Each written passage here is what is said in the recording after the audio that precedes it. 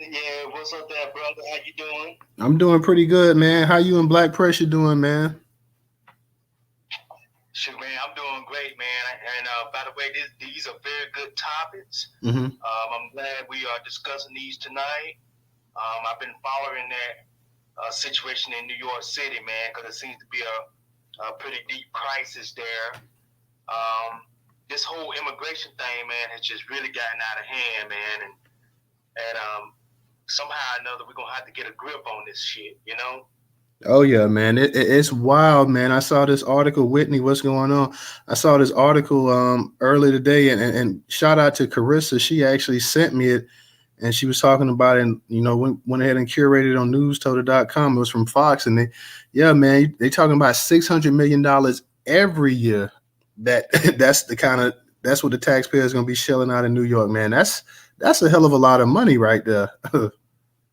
It is, man. And see, Americans, man, I think a lot of Americans now are really starting to see that this is going to be a problem because it's money that we're going to have to fork out. Everybody, if you're a taxpayer in America, you're going to have to fork out this money to keep these folks or have these folks coming up in here getting everything free. And so therefore, it's becoming a real problem, and we're going to have to do something about it. Democrats have gotten really out of hand with this because, of course, they want to replace us. I mean, we know what this is all about, but it's going to be at the expense of everybody. Everybody's going to have to pay out for this. So, Oh, absolutely, man. I want to touch on this. I want to touch on Trump. I want to touch on also, I don't know if you guys heard, but man, you had this Republican politician up there in New Jersey. He ends up calling the police on this 9-year-old black girl in her neighborhood, in her yard, just catching butter. I believe she was catching lanternflies or something outside, man, in her own yard. So yeah, we're gonna touch up on a couple of these topics tonight. I'm just trying to let more people come up in the space before we really get in deep. So we just gonna kick it around for a little bit. Black Pressure, what's going on, man? What's up, Nose? What's up, Professor? What's up, Black Pressure? Ain't nothing. Hey, News, I don't know if you saw it, because I was at work when I did it. I tagged you in this. Did you see the one I tagged you in about Greg Abbott? I must have missed that. You tagged me about Greg Abbott because hey man, I've been going back. Like I say, I didn't stop. I didn't go back and to read if anybody comment. I think Ray said something, but you got to touch on that one. What he did today, he declared an invasion at the border, and he authorized like unprecedented measures to defend the border. So man, that you know what the white folks mean when they say that. Oh, I did not see that, bro. Go ahead and DM me that. I'm gonna send it to. I tell you what I'm gonna do. I'm gonna send it to you and Professor real quick. I'm gonna just send you the link. Go ahead. If you tweet it out, you can go ahead and put it up in the jumbotron. I don't care. I saw that, guys. I'm telling you, what Greg Abbott is doing right now, it's going to be some serious business down there, man. Them folks going to go down there with them guns, and they going to go down there and take some of them immigrants out. Because I think that's what this is all about, man. Them white folks, man, they trying to stop them folks from coming up in here, you know? And this article that I'm gonna touch up on tonight, talking about the $600 million that the migrants are costing New York City every year. Ron DeSantis and Greg Abbott, they actually play a role in that because they're the ones that's actually sending so many bus loads of them up there to New York City. So they sound like this, and I don't like either one. And I'm here in Florida, I definitely don't like Ron DeSantis. But I will give him his point on this right here, that since you guys are so big on these sanctuary cities and states and stuff like that, since you got so much benefits for these people and this and that, well, hell, we can go ahead and we're going to push them right up into your backyard. See, whether you like Greg Abbott or not, you have a lot of those cities down in the Texas border that's really been overrun at this time. So you can kind of understand to a certain degree, like, hey, man, when does this stop? And like we had that space before, we talked about both the Democrats and Republicans both want illegals over here. The Democrats want them to come over here so they can replace black people, and they don't have to worry about dealing with black people on the election side and whatnot. Republicans want them over here too, so they can get that cheaper labor and they can replace black people that way. Because we forget about immigration. Immigration has always been a big thing in America to go ahead and try to downplay black people, to go ahead and try to push them back. Right now we got Hispanics and people talk about the people in the diaspora and this and that or whatever, but the first immigrants coming over here that was taking jobs, pushing black people aside, were the immigrants from Europe. So let's never forget that. Their own people didn't want them over here, but the Americans that was over here say, hey, you know, the numbers between us and the black people aren't big enough. We need to create a bigger divide, a bigger wage gap. We need to do something so in case one day that these folks do rise up, we'll have numbers on our side. That was their thinking. They're not going to come out there and say it, but that was it. That main point of view, that was their thinking and everything like that as well. Hey, News, check your DM, man. I'm telling you, man, y'all do not know immigration until you come to Texas where they can walk here. Y'all don't know the depths of it. Yeah, Pressure. I'm gonna definitely have. This is gonna have to end somewhere, y'all. We can't have all these folks coming in here at the expense of taxpayers. There's too much money being forked out over this. Not to mention we got this idiot Joe Biden continuing to send money over to Ukraine to fund that bullshit that's going on over there with those neo-Nazis. As a matter of fact, he asked for another $37 billion, I think, today for that. So it's just money being forked out that really is going to be going to us, y'all, for our reparations. Yeah, I saw that, Professor. Like, and if I had time to, and I didn't even think about, I saw that. I didn't really get a time to research it, but yeah, he's asking Congress for another $37 billion. How many spaces have we had talking about the amount of money they've given Ukraine? And Joe comes right back along before you. I mean, what are we talking about? We don't know how long this war gonna go on. Before we know it, Ukraine, they're gonna be there and gave Ukraine $200-300 billion. Well, hell, they already about halfway there right now with the kind of money they just funneling to them. Before you know it, Ukraine gonna have damn $1 trillion from the United States. When you add up what they get from the U.S. and their Western buddies over there in Europe and whatnot, and we still supplying them with not only weapons, but damn money and ammunition and everything else under the sun. Man, this is crazy, man. This is beyond crazy. Yes, it is. And Newstoter, I mean, to add on to all of this, I mean, I know everybody probably heard today about what Russia did. They shot those missiles over into Poland, I believe, and killed 2 U.S. intelligence officers. So y'all need to stay awake on this. Stay alert. Because the United States is going to keep on doing this stuff with sending that money over there to Ukraine, and eventually Russia going to say, okay, United States, y'all keep trying to interfere, with sending this money over there to Ukraine to keep this thing going, and we're going to have to put a stop to you guys. And see, people already are rising up against the United States, saying the United States is a country of hypocrisy.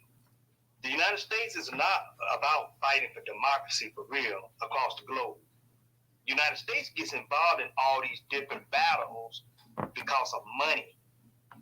Okay? It's money always involved in this, y'all. They're not going over there to these other countries because they're trying to help people per se. It's because they're trying to get something out of it. The United States is a bed of hypocrisy. Always have been, always will be.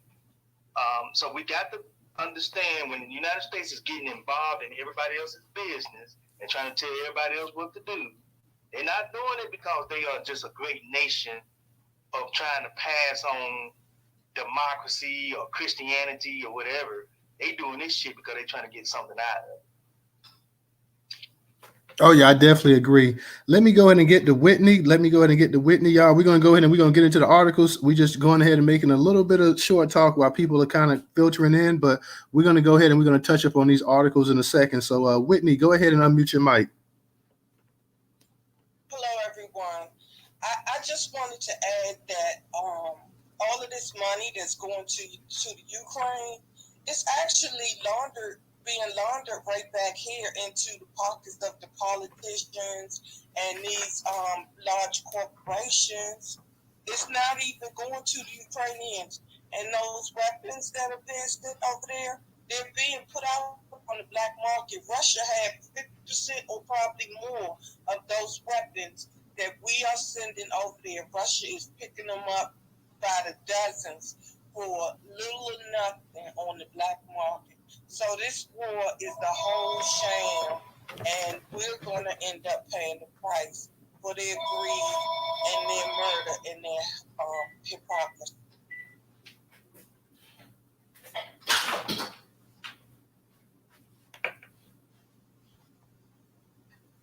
Absolutely, absolutely. Anybody want to add anything else real quick to that? And you're right about who knows where that money's coming from and stuff like that. And like I say, it's not over. I don't remember in any time, in anybody's time, in any lifetime on this actual app. Does anybody remember the U.S. was so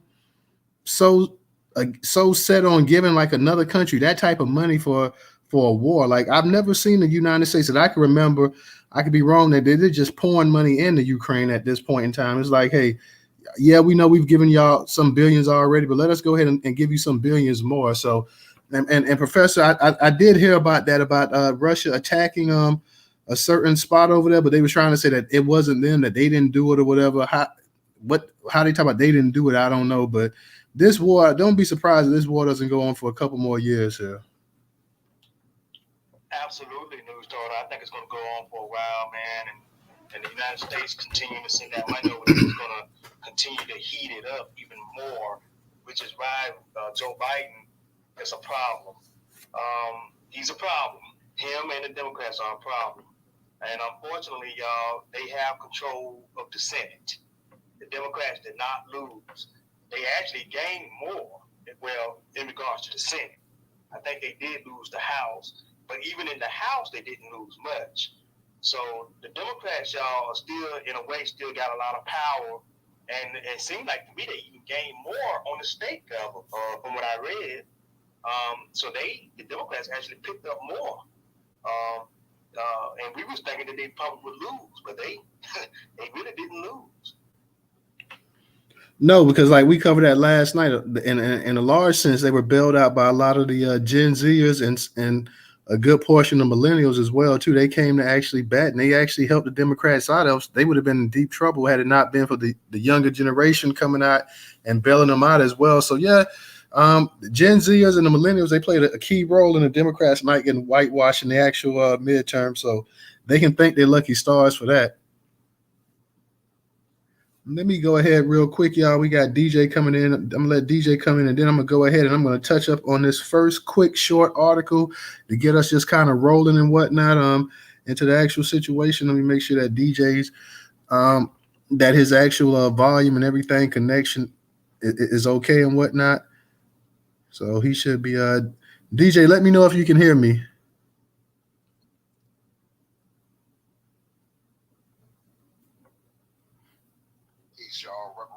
Newstoter, man. Yeah, this thing got a nasty delay in it, but let's get on with the show, bro. Oh yeah, no doubt. We're gonna go ahead and we're gonna get up into it. I assume Ray, I don't know, Ray may be a little busy, so Ray may join us a little bit later on. But we're gonna go ahead and I ain't even gonna lie, man. I completely forgot, lost track of time. I'm like, damn, what time is it? I'm turning around, look at the microwave. I said, oh, it's 8:05. Hey, it happens, man. It is what it is, but we're gonna get things rolling anyway. This article is from Fox News, curated on the Newstoter.com platform.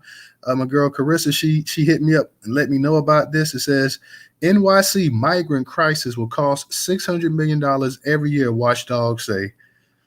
New York City's migrant crisis will cost at least $596 million in public funds each year, according to a Monday report from the city's independent budget office. City Hall will rack up the cost thanks to offering shelter, health care, education, and legal aid to thousands of migrants who have been bused to the city by Republican state governments in Florida and Texas, according to the New York Post. The arrival of an additional 10,000 asylum seekers, assuming the current mix of households remain consistent, would increase costs by around $246 million. IBO acting director George Sweeting wrote in the report. The total cost of providing the identified city services cannot be estimated with certainty as the number of people arriving continues to evolve, he added. Republican governors Ron DeSantis of Florida and Greg Abbott of Texas have dispatched dozens of buses full of asylum seekers to Democrat-run cities across the country. The program has primarily targeted Washington, D.C., New York City, and Chicago. The governors defend the policy by arguing it's the only way to confront those in power with the realities of the border crisis, which has overwhelmed many Texas cities. In addition to Washington, D.C., New York City is an ideal destination for these migrants who can receive the abundance of city services and housing that Mayor Eric Adams has boasted about within the sanctuary city, Abbott said in August. NYC Mayor Eric Adams declared a state of emergency over the migrant crisis in October as the city struggled to house some 17,000 asylum seekers. This is a humanitarian crisis that started with violence and instability in South America and has been accelerated by American political dynamics, Adams said at the time. Thousands of asylum seekers have been bused into New York City and simply dropped off without notice, coordination, or care, and more are arriving every day. New York has resorted to drastic measures to house the migrants, going so far as to repurpose some hotels. So we covered that too, man. When they were talking about the hotels up there, and they're not just standing in $100 a night hotels. These jokers are standing. What was it, DJ? $700, $800, $800 a night hotels in Manhattan and whatnot. I mean, they getting the works with it and everything. And we're not talking about for a day or a week. We're talking about for months. They footing that bill. You got it, DJ. That's why I ain't call you back last night. I was on the phone with a customer that I ain't heard from in a minute. And, she was like, hey, you still selling the CDs and stuff. Like, yeah, I'm doing the reparations, though. We just got the rapping, bro. So by the time I called you back, you saw the time. So, hey, man, trying to pull our folks up to this information, man. Roscoe Baraka, Mayor North, he's selling our peoples out. There's 200, currently, allegedly, 200,000 people homeless in the streets of North. And another 10,000 allegedly lost their EBT card or status or whatever you want to call it. So with that being said, wow, when you pull up to the Juneteenth reparations, but you don't pull up to our reparations. You out here shouting reparations for these Latinos, and you made Newark a sanctuary city, and you allowed them to get driver's licenses. And now they're taking over everything. We have nothing here, bro. That's why I ain't call you back last night, man. Me and his sister was ripping on this conversation last night. She from around the way and shit. This shit is real out here, man. But go ahead, though. Yeah, you had hit me up last night, but I had kind of dozed off when I saw it. Like, oh, damn, like I'll holler at him tomorrow and whatnot. But this is what we've been talking about for months here. And like we say, this is just New York City, you're talking about $600 million a year that they're going to have to foot. So when you think about out there in California, you think about it in Arizona, you think about it in Texas, you in New Jersey, I'm down here in Florida, but those are the states that we know of. But here's the thing, this is affecting everywhere from the Midwest to the Deep South, the out West, you name it. So what is the total amount that we're going to actually be footing as taxpayers? Because if it's just $600 and some odd million a year in New York City, you best believe that we're talking about billions upon billions of dollars nationwide. You got it, DJ. Yeah, again, so with that being said, we got housing issues out here as far as us, Black Americans. These folks is trying to, now obviously we see they're trying to erase us.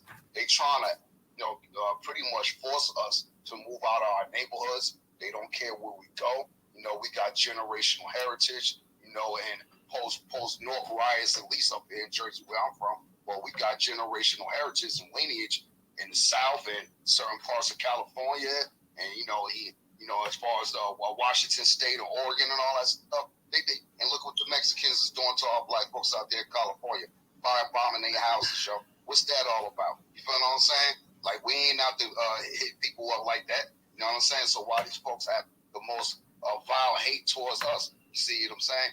And then the other thing is, too, Jim Crow Joe, if you vote blue for no matter who, why this fool just letting anybody into the country? Ain't we a nation of laws? I thought that, that's what we were last time. I'll check. So why this fool ain't enforcing the law? And then ain't nobody really saying nothing on a political level. You know what I mean? The Republicans, they barely speaking about it. So you already know they want that cheap labor anyway. So I agree with that part. But hey, man, I'm still voting Mac again. Close the borders, man. Go ahead, though. Yeah, I just in the Jumbotron, I added though two of the articles that we covered tonight. The other one with Eric Adams in there. If you guys get a chance, go ahead and read that article. Well, I pretty much read it, but if you want to go ahead and read it again or whatever, that's cool and whatnot. But yeah, man, I mean, like I say, the Republicans want them, but they don't want them to overflood the system. The Democrats don't care. The Democrats like the more the merry. The Republicans like we want to slowly ease y'all in. We don't want to open the floodgates. We want to go ahead and we want to ease you in and make sure you're okay and this and that. The Democrats like, hey, we don't give a damn. Getting back to this article here though. Think about the benefits that they're getting right now. You come to this country and you don't have anything, but this is what you're going to get. You're going to get free shelter, and that's the hotel rooms and stuff like that. You're going to get free health care. Over here, how many of our own people, American citizens, don't have access to good health care? Okay, you're going to get health care. You're also going to get education. We all know that the public schools here in America, they're free to go to. Of course, they're paid by the taxpayer dollar, but your child's they're not being charged to go to a public school. So it quote unquote is free, even though nothing in this world is actually free. Somebody's paying for it, but you have free education they're getting, and also legal aid. Okay. That can't be understated. They're getting legal aid as well, too. So just about every right that you have as an American, they have it. In some of these sanctuary states and cities, they're trying to sit up here and they're trying to also give illegals, migrants, immigrants, whatever you want to call them. They want to also give them the right to vote without even being an American citizen. Don't sit up here and start crying about what's going on in Georgia and the voting restriction rights and this and that or whatever. And you're going to give somebody who's not even an American citizen the opportunity to come to this country. You're going to give them shelter, education, health care, legal aid, but you're also going to allow this person to get a driver's license, to also vote. So what is the difference between somebody who's actually a migrant who just comes here and somebody who was born here, lived here, paid taxes, and did everything else that Americans, quote unquote, supposed to do? I mean, this same stuff. And my man, Casey, he's on YouTube and he's saying it's that pull yourself up by your bootstrap stuff. Like the only people they tell that bootstrap nonsense to is black people. I guarantee they're not telling any of these people this about the bootstrap. In fact, you can hear Mayor Eric Adams and you can hear the actual empathy in his voice for these people here. He's saying that, hey, they're just basically being dropped off, without any kind of game plan, this and that or whatever. It's not right. It's political. And I agree, it is political because those Republican governors, they don't have to spend any gas money. They don't have to gas up those buses. They don't have to pay the drivers and charter the buses. All they got to do is say, hey, y'all came over here illegally. We have to go ahead and send you back.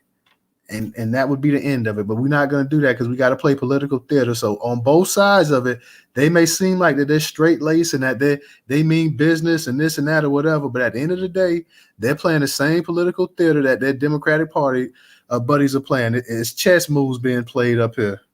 Go ahead, DJ.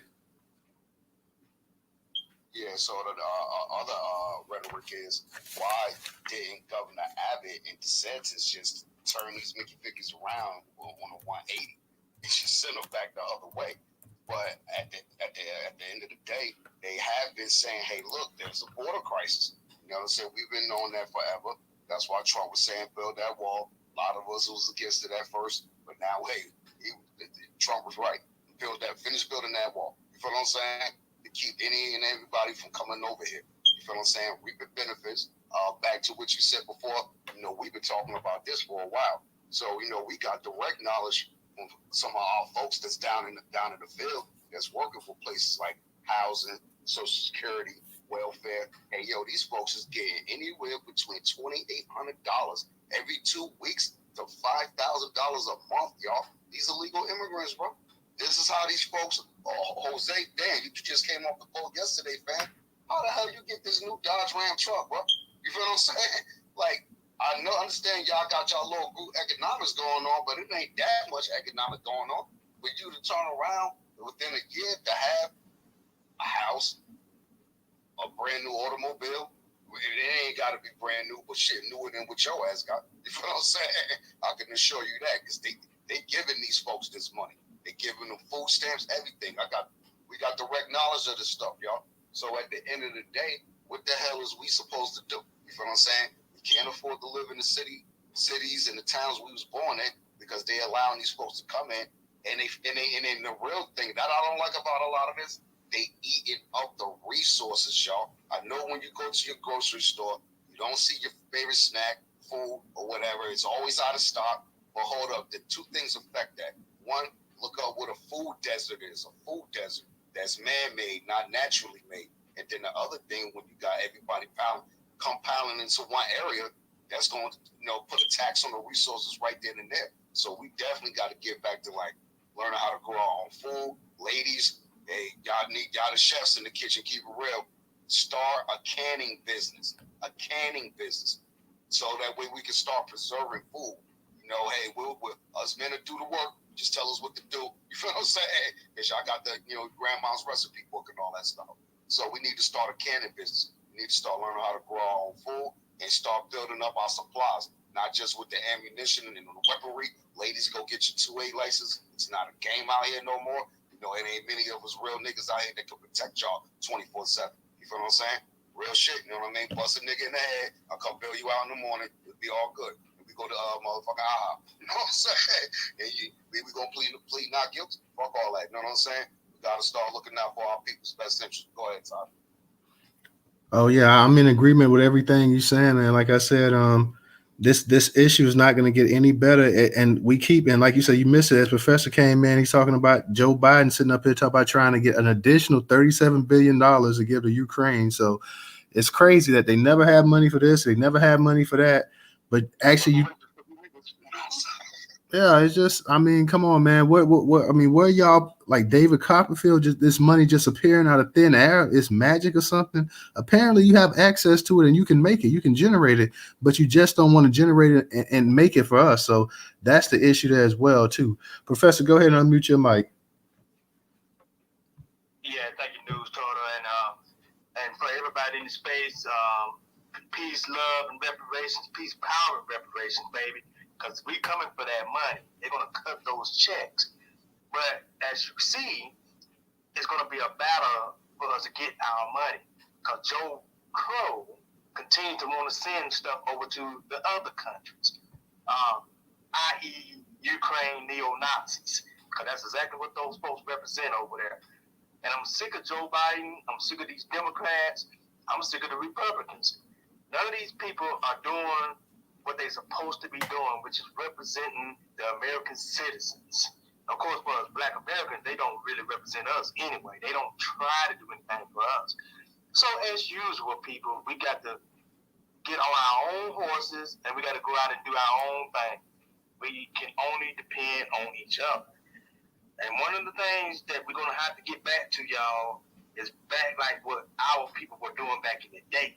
Our communities were connecting on every level, on everything, to make sure that we stayed protected, that everybody had food, and everything was about us. And so that's what we got to take this thing back to. Black Americans have been separated too long in this country, and we got to get back to where we need to have it, where the Black American family is unified and staying on code. Because we got too many people coming at us, man. We got too many people coming at us at one time.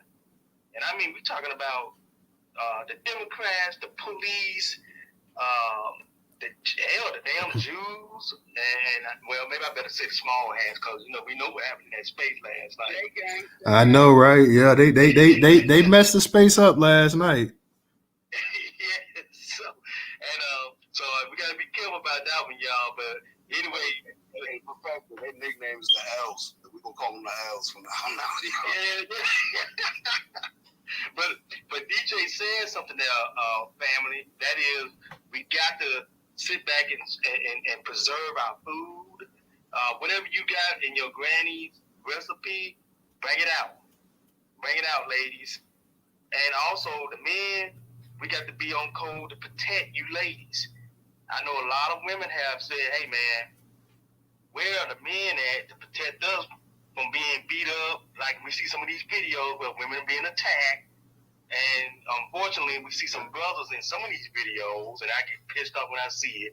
Brothers that be in the video recording. Now, what kind of shit is that? When you see a Black American woman being attacked, you need to go in full force to protect her. That's right. That's what Black American men are supposed to do. We go in to protect the sisters from being hurt or being possibly killed by these motherfuckers that are coming at all of us. Yes, they coming at the sisters, and they also coming for us.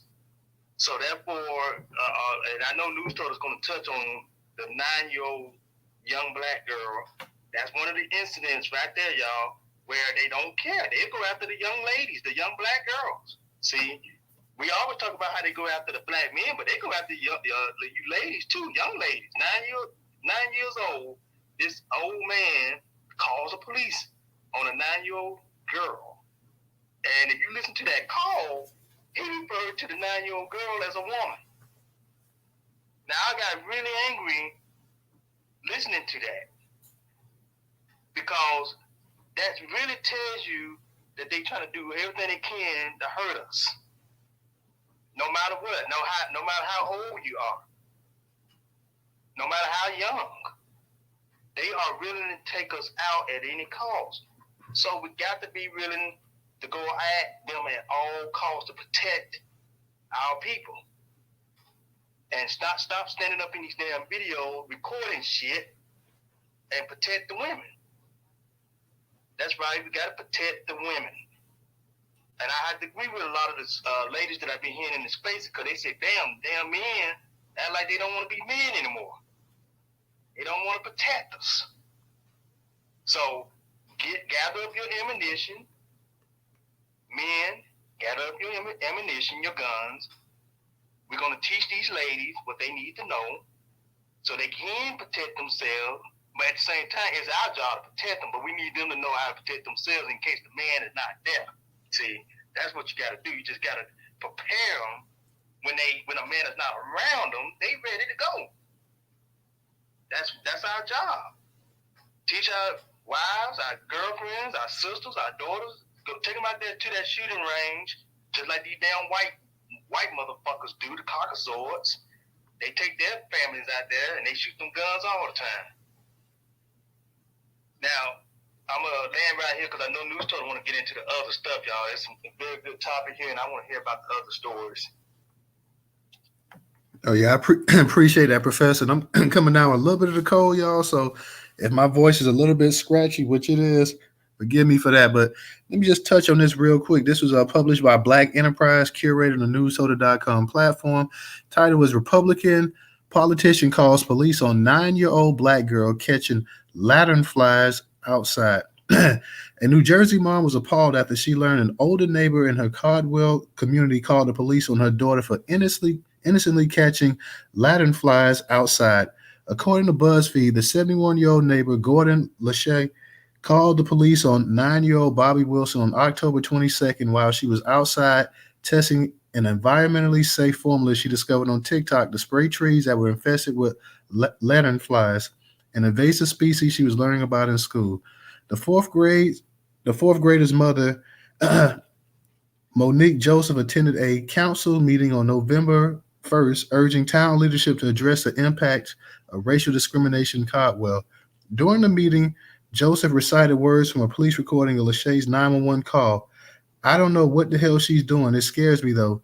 Lachey also mentioned in his call that Wilson was wearing a hood and she was a real small woman. "You can't miss her." Lachey, who was Wilson's 13-year-old sister, Hayden, said she has lived across from their family for almost 8 years, served as co-head and treasurer of the Caldwell Republican community and the Caldwell Community Center membership director. Greg Mascara, Lachey's attorney, denied any acts of racial profiling from his client. "To hear my neighbor using triggering words that have resulted in the death of too many Black and brown children and adults at the hands of police, Black hoodie, I'm scared. Those are triggering words." During her speech addressing the council, Hayden added that Bobby was not on Lachey's property. She was not only doing something amazing for her environment, but she was doing something that made her feel like a hero, she said. "My 9-year-old daughter was afraid to go outside the next day," she said. "It is unfortunate that she understands exactly what could have happened if we lived somewhere else in this country." According to the Daily Beast, the town council told the sisters they have full support from the governing body. "It is clear that a line was crossed. My heart goes out to Monique and her 2 girls," Caldwell Mayor John Kelly said. So, yeah, you got to let the kids know. And even the poor girl couldn't even want to go outside the next day. Could have been killed. This dude, now how in the hell does a 9-year-old girl look like a small woman?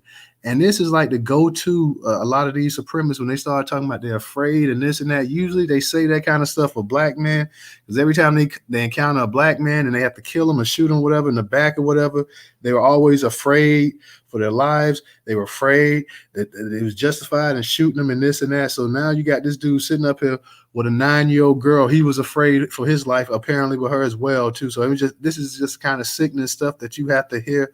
Just complete racism right here. People can spin this however they want to or this and that, but this is just complete and utter racism on her own property, doing a little project trying to improve the actual quality of life in the neighborhood, and this is how she's treated to the point. And Professor's right. Like, yeah, they go after black girls and stuff like that too. But imagine if there had been a little black boy, they probably would tell her he had a pistol on him or something like that. I mean, who knows what kind of lot? Police would have gunned them down, bro. Yeah, Up the street from where I live at, fam. And that's when I tell you this is. I ain't gonna say it's a redneck neighborhood, but this is upscale white neighborhood. They would have shot him automatically. And Caldwell is still in Essex County, by the way, which is part of North. But let's go now. What's up, Twin? I see. Go ahead, Wilson. Go ahead and unmute your mic. Yeah, hey Twin, how you doing? I was going to say that, Caldwell, West Caldwell, Verona, Cedar Grove, break it down. Essex County in the building, yo. Livingston, West Orange, New Jersey. They are particularly Cedar Grove, Verona, Caldwell, West Caldwell, Essex Fells. These are police officers that have nothing to do. They predominantly white neighborhood, a few sprinkles of you rarely see any black heads. And to that woman's point, when she got up in front of the board and said he knew who they were because there's nobody else black on that block. Trust me, you know when somebody black moves on anywhere. I went to high school in West Caldwell, New Jersey. So at the end of the day, he knew exactly what he was doing. I understand that he is supposedly, he might have said that he's going to threaten to sue the family, or he is looking to sue the family for defamation. What I want to know is, this is a hate crime because he lied. They have the recording of when he called the 911. She's not a woman. Her frame is very small. She's not an unusually tall, 9 or 10-year-old. She's the average height. He lied on that. He lied that she had a hoodie. He lied that she was doing. It was all lies. Where is the anti-black hate? This is what I want to say. We can sit here in these rooms and talk about the Jews, but the one thing that we still, I don't know what it's going to take. From Amadou Diablo to George Floyd, Michael Brown, to a whole lot of folks. I have a list of people. When are black people, when are we going to give people smoke? Like the real smoke. The kind of smoke that's unrelentless until they're tired of us. Like, they do these things and continue to do these things because they know there is a 75 to 85% chance that they are going to get away with it. Because we don't fight for ourselves. Like, I'm not living in New Jersey, but I should have already heard that half of Newark has descended upon that block in Caldwell and call this man's ass out. They should be putting the pressure on the mayor and on the city attorney to file charges against him. Like, where is that smoke? The Jews have the ADL. We were supposed to have the BLM, and you know where that went. It's like, where is our smoke? This little girl could have easily been shot, killed, or arrested and manhandled because of the lies. If it was a little black boy, they probably would have shot him like they did Tamir Rice. So, we can't keep being mad at the Jews when we don't even fight for ourselves, fight for that little girl's life and the lives of any other little children. We should not be easy on this. That man deserves to have charges filed against him. Even if the family said, "Oh, you know what? I forgive him," or the Lord. No. we need to put the pressure on this man who knew what he was doing. He knew he used the trigger words, hoodie, black woman, all that, doing something. He's scared. Bullshit. He's a grown, and as a matter of fact, I think he sits on the board. He's got some kind of local political position there in Caldwell, New Jersey. So at the end of the day, I'm not hearing nobody in New Jersey descending upon that damn block day in and day out until the demands are met. That's how they respect black people. That's how they respect you. And I leave it at that. Sister, what you said was incredible and it was on point, and I agree 500% of what you said. And here's an issue right here. I tweeted this out today, and people can sit here and say, well, it's just Twitter and this and that. This is about spreading information. I mean, people, like I say, you in one city, I'm in another city, you're in one state, I'm in another state. Some of us on different sides of this country and everything else. I tweeted this out earlier today, and this has I believe it has 2 retweets and 3 likes. So this is about a 9-year-old girl who could have possibly been killed. Because like you said, this white dude knew exactly what he was saying when he started saying this stuff. Now, first off, what kind of coward are you? You're a man, and I know you might be 71, but I know plenty of fit 71-year-old men and stuff, and they're not afraid of no damn 9-year-old girl. Okay, let's just call a spade a spade. They're not afraid of a damn 9-year-old girl. They're not afraid of a 20-year-old woman unless she has a damn object in her hand, a gun or something like that. So to sit up here and talk about you afraid and this and that, and now you want to play this reverse racism, you've been victimized and your name is being dragged through the mud and this and that or whatever because you could have possibly got this girl messed up.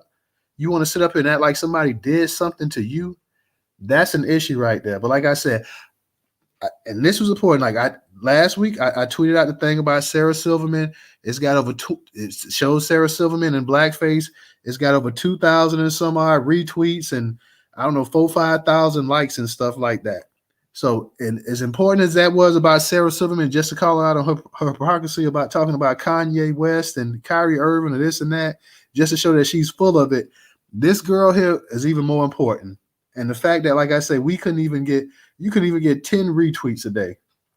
So you're right. We can sit up here and talk about the white people. We can talk about the Latinos, the Asians, the Jewish, the Martians, and everybody else. Black people sit up here, and black people know that they have the power to generate and do things, and black people just sit on their behinds and don't do anything. So that's not the people, like you said, the people up in New Jersey, they should be making a stink about that because that was the opposite. That was a little white girl, and they already have on the CBS Evening News. She'd be sitting down there talking to Laura O'Donnell or whatever her name is, sitting down there talking about her horrific experience and how she was shattered and this and that, and her parents would be sitting up here and they would already have a goddamn lawsuit in the works and everything else like that. So black people, hey, we can sit up here and point the finger at these other groups and this and that, but we as a people, we got to get it together, man. I mean, that, like I say, the fact that this should be major news in New Jersey, people should be talking about it. There should be major news right here on Twitter as well, too. You can't say it wasn't put out there, that you didn't see it. The fact that you just overlooked it, didn't tweet it out or whatever, this and that. You know, I can't say much more about that. You know what I'm saying? We're trying to do our part. Me, DJ, Professor, Black Pressure, a number of you in here, y'all do y'all part. Y'all go ahead and y'all see stuff, you tweet it out, you like it and this and that, but we cannot make all our people do stuff. That is up to them. They have to get it. Black people as a people, we love to be kicked. When we get kicked, then we want to scream out in pain or whatever. We see the person getting ready to cock their leg and get ready to kick us, but we just sit there and wait for the damn kick. So until we start doing something, you know, I don't really know what to say on this part right here.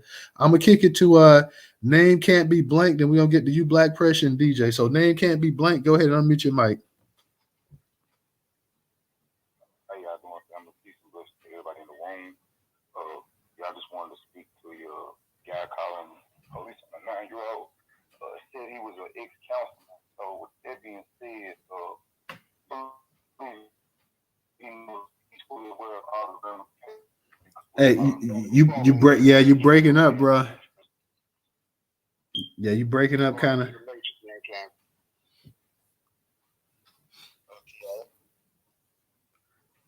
Yeah, we can hear you. Go ahead, but you were just breaking up as you was talking. I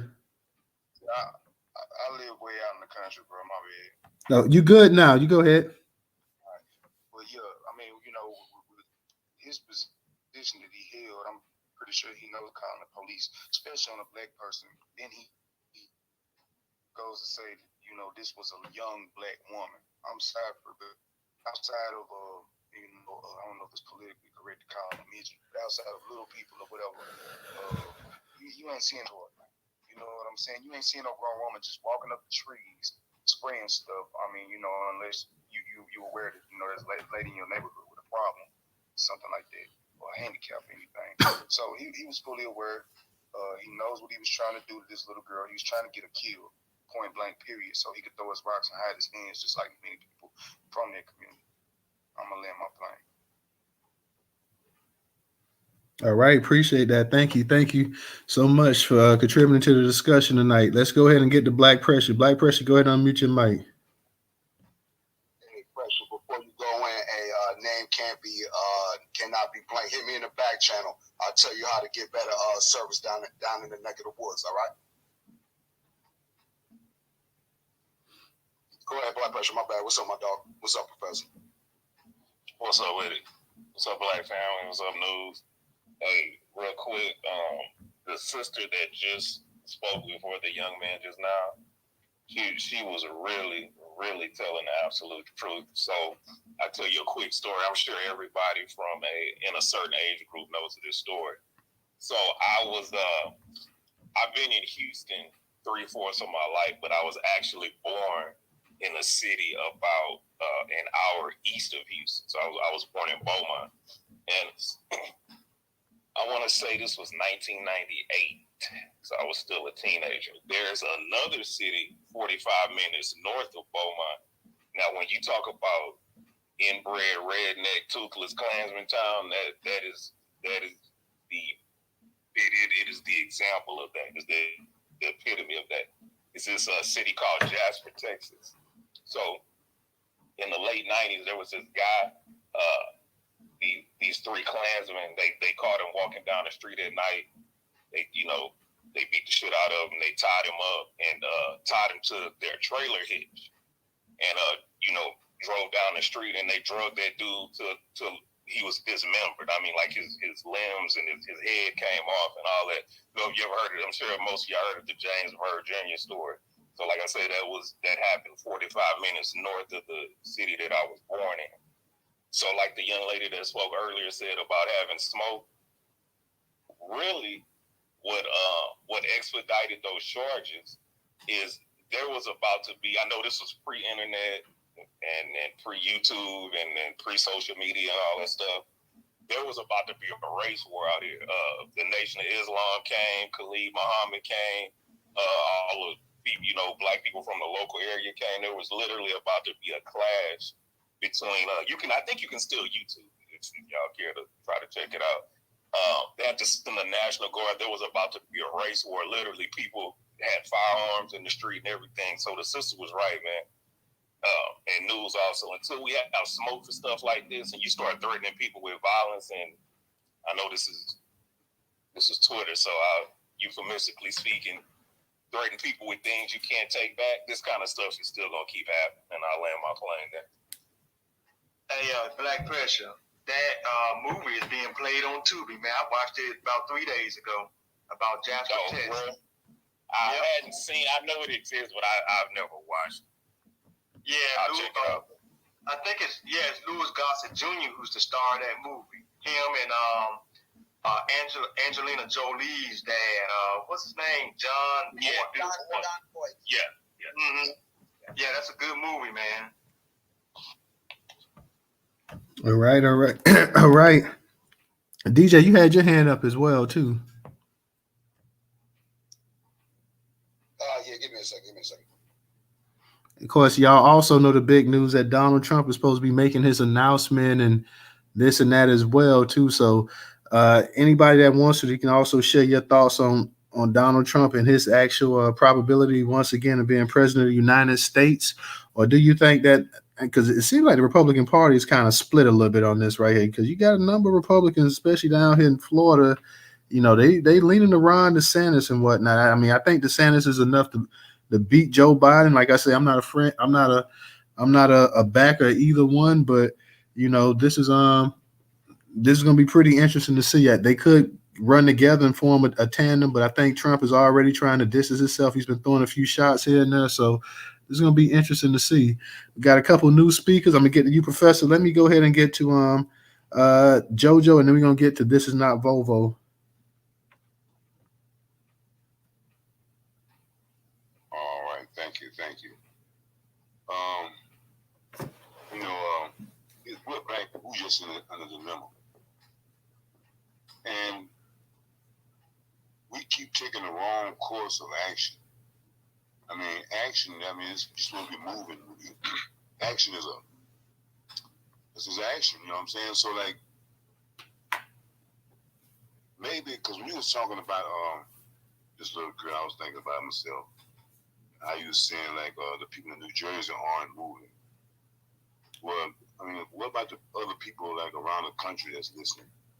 Is there a number that you can flood the mayor's office or the police chief, whoever, to put pressure? Because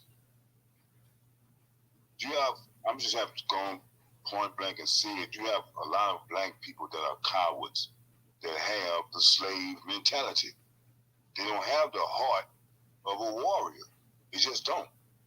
And it's just up to somebody else to do the fight.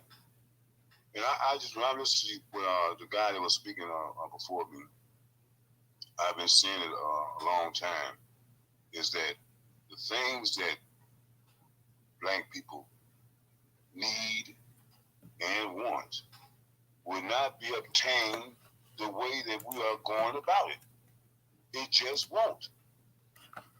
Whatever our ancestors had, we didn't lose it that way. It wasn't through negotiation. We didn't lose in a crap game. It was forcibly taken from us. Every time black people ask for whatever, let's talk about it. Then after a while, we didn't have enough votes. Better luck next time. There has to be an ultimatum sooner or later. Black people, somebody, I don't know who it is, gonna have to make an ultimatum and say, hey, look, let me tell you one thing. The Mike Browns and the James Birds and all these beatings and killings, hey, it's gonna stop. We're tired of begging and asking. The very next time it happens, it's going to be hell to pay the captain. And just walk out and leave. You don't have to elaborate or say nothing more. But there has to be an ultimatum for all of this to stop. You are dealing with people that are heartless and cruel. All this talking and negotiating, that's a stall tactic. These people are not, the Native Americans say that paleface speak with a forked tongue. They say one thing and do another. Black folks, from my understanding, were promised 40 acres and a mule. Did they get it? So, some people, you got to handle them kind of rough. Some people you can talk to, and y'all can come to understanding and agreement. But some people you got to lay the hammer down, put someone in their ass. Then that's what you're talking about. Yes, that's what I'm talking about. So, sooner or later, it's going to happen. They know it's going to happen. That's why they are going to these gun ranges and practicing MMA, because they know that it's going to be a final battle one day. But I don't care how much they go and practice at gun ranges and practice MMA. We out here in the real battle every day. So no matter how much they practice or what they got or what they know, we will be victorious when that day comes. And but I appreciate you for letting me vent, because people don't understand, man. This is very upsetting to me, because I've been seeing this going on for a long time. I've been seeing black people being undermined by our own people for a long time. We've always had fires. Don't think that you didn't have fires out there. The same things you're going through today with these people that try to undermine you, the same thing black people went through in the past. But somewhere along the line, we got to overcome these haters and the debaters. So on that, I'll land my plane. I appreciate you again for giving me a chance to speak. Thank you. No, I appreciate you, brother, for coming in here and speaking your truth. So thank you for speaking the truth to the entire room. And I'm sure that you lived and you've seen pretty much all of it and stuff like that. So one thing in this space, man, that we try to build off each other and learn from one another. So thank you for your life experiences and stuff that you didn't mind sharing with the room. And you're right. Our own people, like I said, it's our own people sometimes is the biggest enemy. So thank you again, brother. Let me get it to this is not Volvo. This is not Volvo Rants. Go ahead, bro. Yeah, I want to touch on something the brother said when he said the Native Americans said that they speak with a forked tongue. The Bible also said that their words will be as smooth as butter, but they will have war in their heart. So that's just who these people are. As far as we do, more than likely he is gonna run. Trump feel like he got unfinished business. Trump gonna win. I'm gonna vote for him. I don't know what else. Also wanted to say, I came late. Or are you saying that they saying in New York they gonna give the migrants $100 million? No, this is what it was, Volvo. In New York, they're saying with the amount of migrants that they have up there now, that it's going to cost them $600 million yearly just to cover the expenses and the cost for them, because they're getting education, they're getting shelter, they're getting health care, they're getting legal aid and everything else. So yeah, that's just the amount, the actual cost that it's going to cost to cover all of these migrants, because you got DeSantis and you had Governor Abbott up in Texas. They've been taking bus loads of these migrants, sending them up there to New York, since New York is a sanctuary city and whatnot. And they talking about bringing the migrants. Well, they've been shipping them there by the boatload. So they got something like 10,000 there now. So they just talk about the actual drain on the actual system that's going to cost it.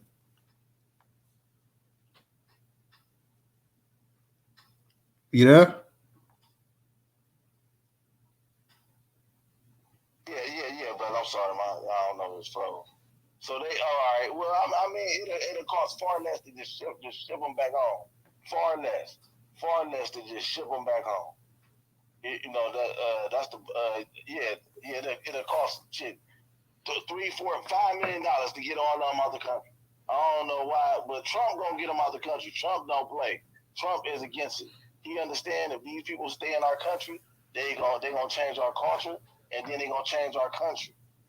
Those people are anti-black. So as a black American, I would like for them to go. That's too much money to be wasting on them.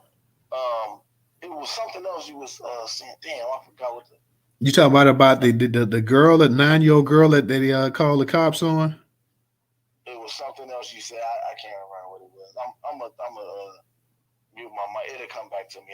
Hopefully I get another chance to speak. Oh yeah. We should send them out, bro. We should. That's just my opinion.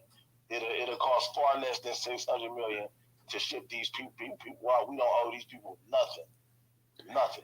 That's just my opinion. And that's the point that I made, Volvo, too, is that because what we're seeing right here is political theater. Like, if the Republicans was that serious about it, if they was to the point where they said, well, we tired of illegal immigration, you're flooding our state, this and that, you don't need those buses. You go ahead at the border, you stop the people, you're like, I'm sorry, but y'all can't come in here. You got to go back. Instead of putting them on buses, driving them halfway across the damn country, having to pay for buses, charter buses, having to pay for bus drivers, having to get them food, I'm sure at the time or whatever, gas and everything else. You just go ahead and you put an end to it. Their hands are tied. Yeah. Their hands are tied. The Republicans' hands are tied. Like the Democrats got everything, and they ain't, and they basically just letting them in. That makes no sense to just somebody just walk up to your. That's like somebody walk up to your house and just knock on the door, and you just start just giving them food, money, sleep in the basement. Like, come on, man. Come on. That makes absolutely no sense. And let me ask you a quick question, Volvo, because like I said, we know coming up in the 2024 election, it's pretty much, I haven't heard Trump officially announce, but everybody pretty much believes he's going to announce. You believe that Trump is going to go ahead and defeat Ron DeSantis and win the Republican nomination and once again become president of the United States? I mean, well, yeah, that's a no-brainer. That's easy for Trump. If DeSantis is going to try to run against him, that's theater right there. There's no way. It's people that's winning elections off Trump name. I'm in Ohio. It was one of the he was trying to get some seat in his last election, and his whole campaign was I voted with Trump on this. Trump says this, and I see it too. That was literally his campaign slogans. You know what I mean? So Trump name is gold. It really is. They want to act like it's mud, but it's not. Trump name is gold out here. You know what I'm saying? The fact that he was able to send them in the Capitol like that, say go in there, and they went and crashed like that, and nothing really happened to him. Trump name is gold. I like Trump. I liked Trump even before he ran for president. I didn't think he was gonna win, but I liked him. You know what I'm saying? Trump is an American classic. Let's be clear. That's an American classic. So Trump, if DeSantis, is that what's supposed to happen? DeSantis supposed to run against him? Well, that's the thing, because I'm here in Florida, and DeSantis, they've tried to ask him, was he going to come back? Because, you know, he's a governor here. Will he finish up his term? He didn't want to go ahead and give him an answer and this and that. But the consensus is that he's going to probably run for president of the United States. Right now, the Republican Party, you have quite a bit of people in the Republican Party, you know, that's kind of, you know, like you say, Trump, he still has a cachet. He's still a big dog. He still has a name. A lot of people feel that DeSantis is younger. He's more level-headed. He's crazy. He's just as crazy as this dude here, but he's a little bit more level-headed with his craziness. He knows how to play the political game maybe a little bit better than Trump in terms of that he just, every asinine thing in his head, he just won't come out and say it, even though he's been fueling a lot of the rednecks down here and stuff too with the CRT type talk and this and that. But they feel that DeSantis is a younger man. He's somebody that's not going to alienate as much as the American population that Trump has. So they feel like he will be a viable candidate. But the only thing is, like you say, you have a lot of people that still MAGA in this country. You have a lot of people felt Trump was robbed of that election. So there's still I would say majority of the Republican base is still probably more Trump in terms of who they want to see as the next, you know, president or next candidate coming out of the actual party or whatnot. But DeSantis is a viable threat to him. I don't know if DeSantis could beat him in the actual election, but, you know, DeSantis is younger, like I say, and a lot more people feel like DeSantis is able to reach across the aisle maybe more so than Trump is. Like, so it's going to be interesting to see. I'll say maybe next time, but right now it's not his turn. It's just not his turn. He better try to get on the ticket, but ain't no way you're going to beat Trump. After what Trump just been through, all that bullshit, and then Trump step out there and run again. And then Trump, let's be clear, the country wasn't ran fucked up under Trump. Listen, there was no way before Trump got elected, I would have voted for Trump. I'm like, this guy, you know, like, even though I liked him, but I just felt like he wasn't presidential. Now, I'm voting for him now. I mean, like, there's no way that there's just no way he's going to lose. Period. I just can't see it. My brother. Real quick, Professor. Let me just add this, and I'm gonna let you get it. I think a Trump and DeSantis ticket would be hard to beat. I think that if because DeSantis, to me, this would make sense. And like I say, I don't like DeSantis at all, but this would make sense if DeSantis went ahead and said, you know what, I'm gonna go ahead and reach out to Trump. You know, let me be your vice president, because Trump can only serve one more term anyway. So if Trump wins, you know, he's a president for one term. Then you got DeSantis coming up right behind him. Like I said, he's younger, this and that. He'll take Florida more than likely or whatever. So DeSantis would be hard to beat as well if he actually came or whatever, if he ran on that ticket with Trump. So that's interesting. I want to actually see that. You know what I'm saying? I don't want to see it, but I think that's a possibility. So we'll see. But Professor, I know you want to add on to this, so I'm gonna let you go ahead. Yes, thank you, Newstoter. I just had to jump in on that one because Bobo, he's speaking some truth there, but I just have to add to this. Watch out, y'all, because the Republicans right now are going against Trump. Because if you notice right now, because of the landscape of this midterm election, Trump had like 14 candidates that he had endorsed. And I think all 14 of those candidates lost. So the Republicans are actually laying the blame of this midterm at his door, at his feet.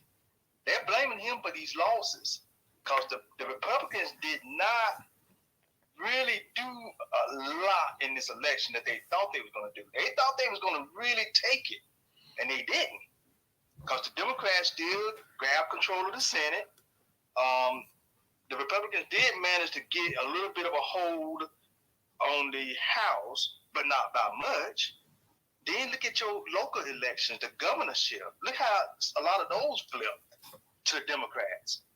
So this is what the Republicans are looking at when it comes to Trump. They're saying, oh, shit, man, Trump's name, I don't know, man. Trump's name is kind of pretty bad out here right now. We lost some governorships and we lost some seats, and we didn't really look that great like we thought we was going to do.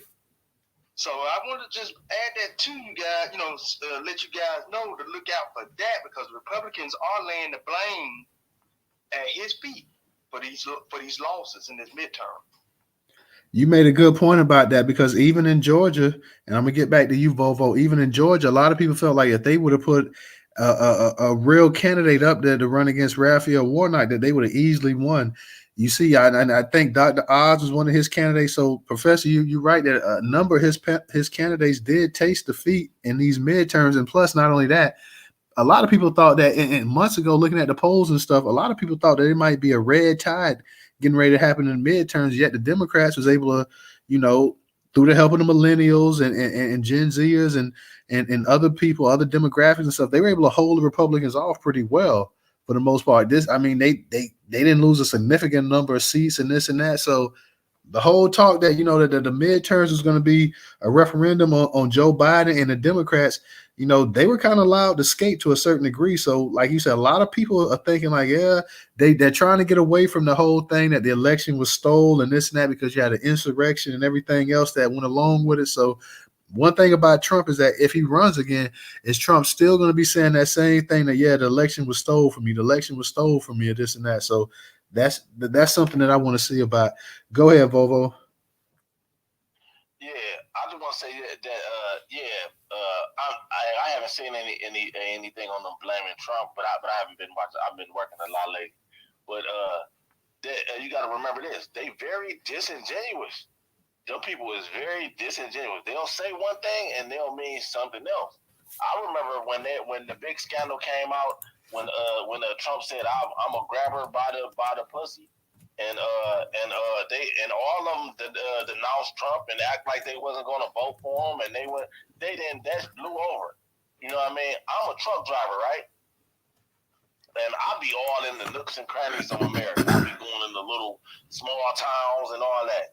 And every time I go into these little small towns and all that, I see American flags, I see Confederate flags, and I see Trump flags.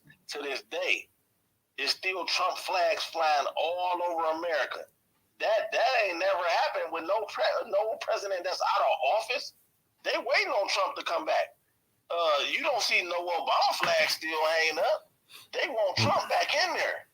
They want Trump back in there. See, it's two different things. The major election and the midterms is two different things. You ain't gonna wake up everybody for the midterm, but for that big election, they about to dig up every hillbilly, every backwater white boy, every white boy he haven't even come out the house just to vote for Trump. They are obsessed with Trump. Trump name is gold in them circles. You know what I'm saying? Trump just needs that. Trump is good. I believe that Trump is good. I believe he run again. The way the country just went left up under Joe Biden, we on the verge of World War III, and we just the economy fucked up. If you look at when Trump was president, it was pretty smooth. I mean, we only got to deal with that ever-present racism. But stuff was running pretty smooth. The economy was good. I was making great money. You know what I'm saying? As soon as this weirdo get in here, this shit went left. Bobo, let me say this, brother. What you're saying is very true. But here's the issue, and this is going to be the same issue with Joe Biden. The age factor. Both men, and when we're talking about Joe Biden, who's going to probably be about 81 or 82, and then we're talking about Trump, who's going to be sitting right there at 80. Hey, man, the country's saying, hey, man, we might need to get some fresh, young blood up in here. These old-ass folks, we got to put them to the pasture, And that's what the country is looking at with Ron DeSantis, dude. They kind of want to go a little bit more to the young side now. Now, Trump, yes, he got a lot of folks out here, like with the older baby boomer white people. Yeah, Trump got them. He got them. But guess what? Them younger white people saying, he's too damn old now. Like Joe Biden. Younger white people? What younger white people? The Gen Xers and the millennials and the Gen Zs. Those are the younger white people, right? Like us. Yeah. Well, you gotta look at it. You gotta look at it like this. We remember. I remember seeing Trump back in the '90s. You know what I mean? Trump name. You know the Trump name, the Trump reign. I just always associated with money. The ones that came behind us, they just getting introduced to Trump on what's the show where he was firing people. You know, they know him for that. You know what I'm saying? They know Trump for being the president. So they just now getting introduced to Trump. And I'm not really hearing nobody say anything about Trump's age. We the only ones that really recognize Trump age. I'm not hearing nobody say nothing about Trump's age. I'm hearing a lot about Biden's age because Biden is slower than Trump. Trump's still firing on all cylinders. You know what I'm saying? He needs to lose weight. Hey, look, you right about that now. It looks like Trump's still firing on all cylinders, but when does the age come into play? Because, hey, remember at one time Joe Biden was firing on all cylinders. Okay? Now he's up there. When was this, bro? Hey, brother, you know what I mean? I don't like this motherfucker now. Don't get me wrong. I ain't saying I like this motherfucker. But Joe Biden was, what? At one time, he was 77, 76, and he wasn't really that slow. He was low down and evil.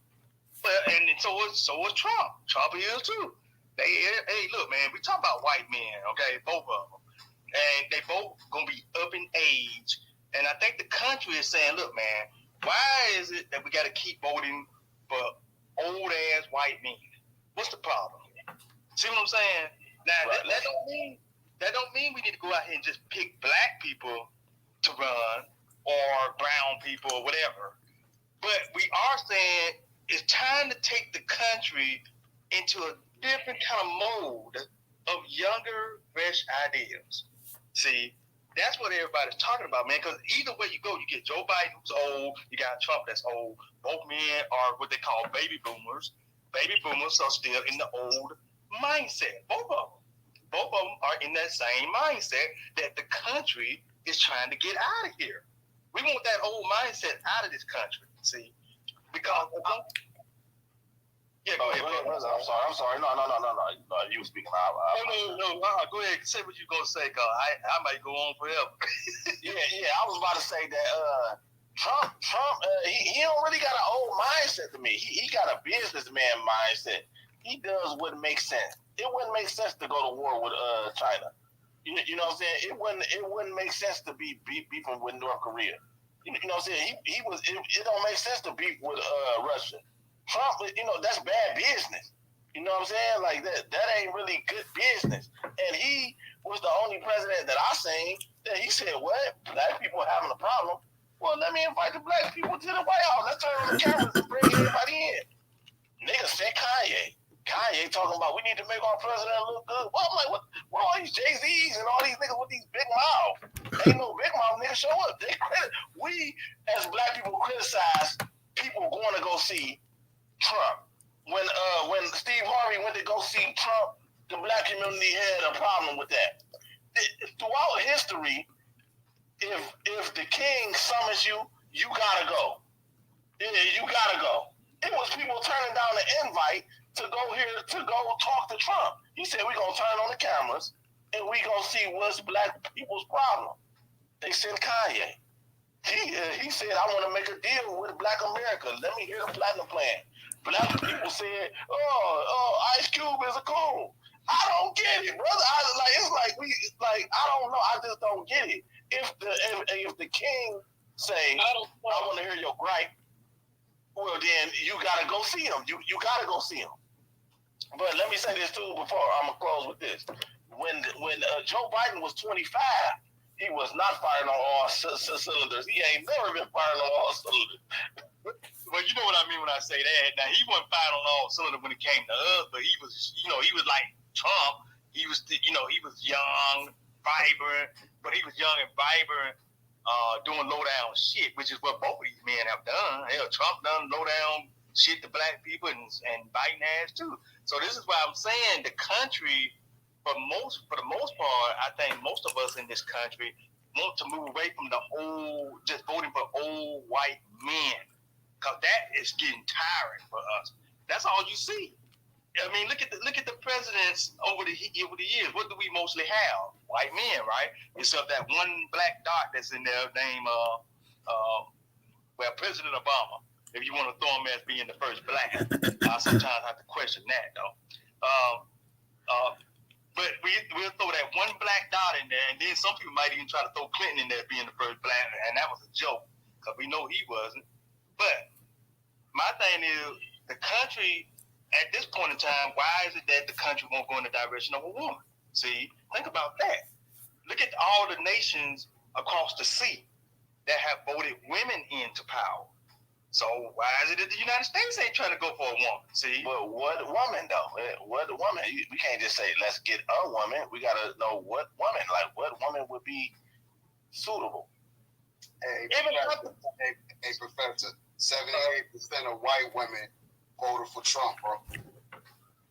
78%. And real quick too. If not more than that. So, and I got a book for you. It's called "They Were Her Property." They were her property. And real quick, y'all, let me go ahead because we got a couple sisters with their hands up, so we'll get back to Professor and Volvo, but let me get to Carrie and Wilson. Carrie, go ahead and unmute your mic.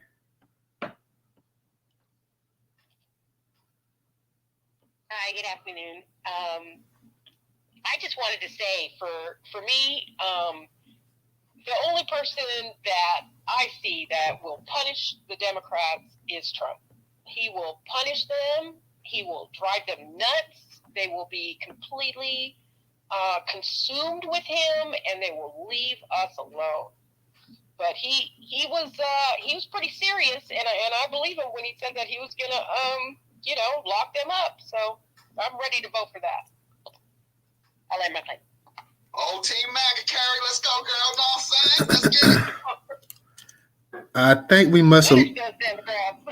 I think we must have lost Wilson because she was up here. So if Wilson comes back, I want to go ahead and get her back on the actual get her back in the actual flow of the conversation as well too. So Wilson, if you can hear me, please come on back up here. If you get a chance, just go ahead and request to speak, and we will go ahead and definitely let you speak. I said we got quite a few of our people up in here as well too. So any of you guys that want to speak, by all means, go ahead and request the mic. This may be Wilson right here. Let me check and see. This is her right here. So go ahead and bring this sister back up. Wilson, go ahead and unmute your mic. No, I was going to say to the gentleman, professor, that it doesn't matter how old Trump is. He could be 100 years old. If he is pushing the capitalist agenda that the 1% is running, who's running this country, it doesn't really matter. He is there to disrupt the status quo. I don't know if everybody knows, but he was really truly a Democrat. He only switched parties just to this. Look, if there was one person who knows him very well, it was Howard Stern. Howard Stern said that this really wasn't that he wanted to be president of the United States. This was really because he wanted to show the country how full of shit both parties, but specifically politicians are.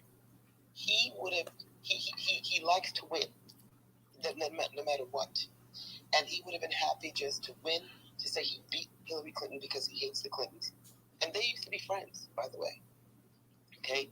But he would have just liked to have just won, said he beat Hillary Clinton, and then passed the responsibility of the presidency to somebody else.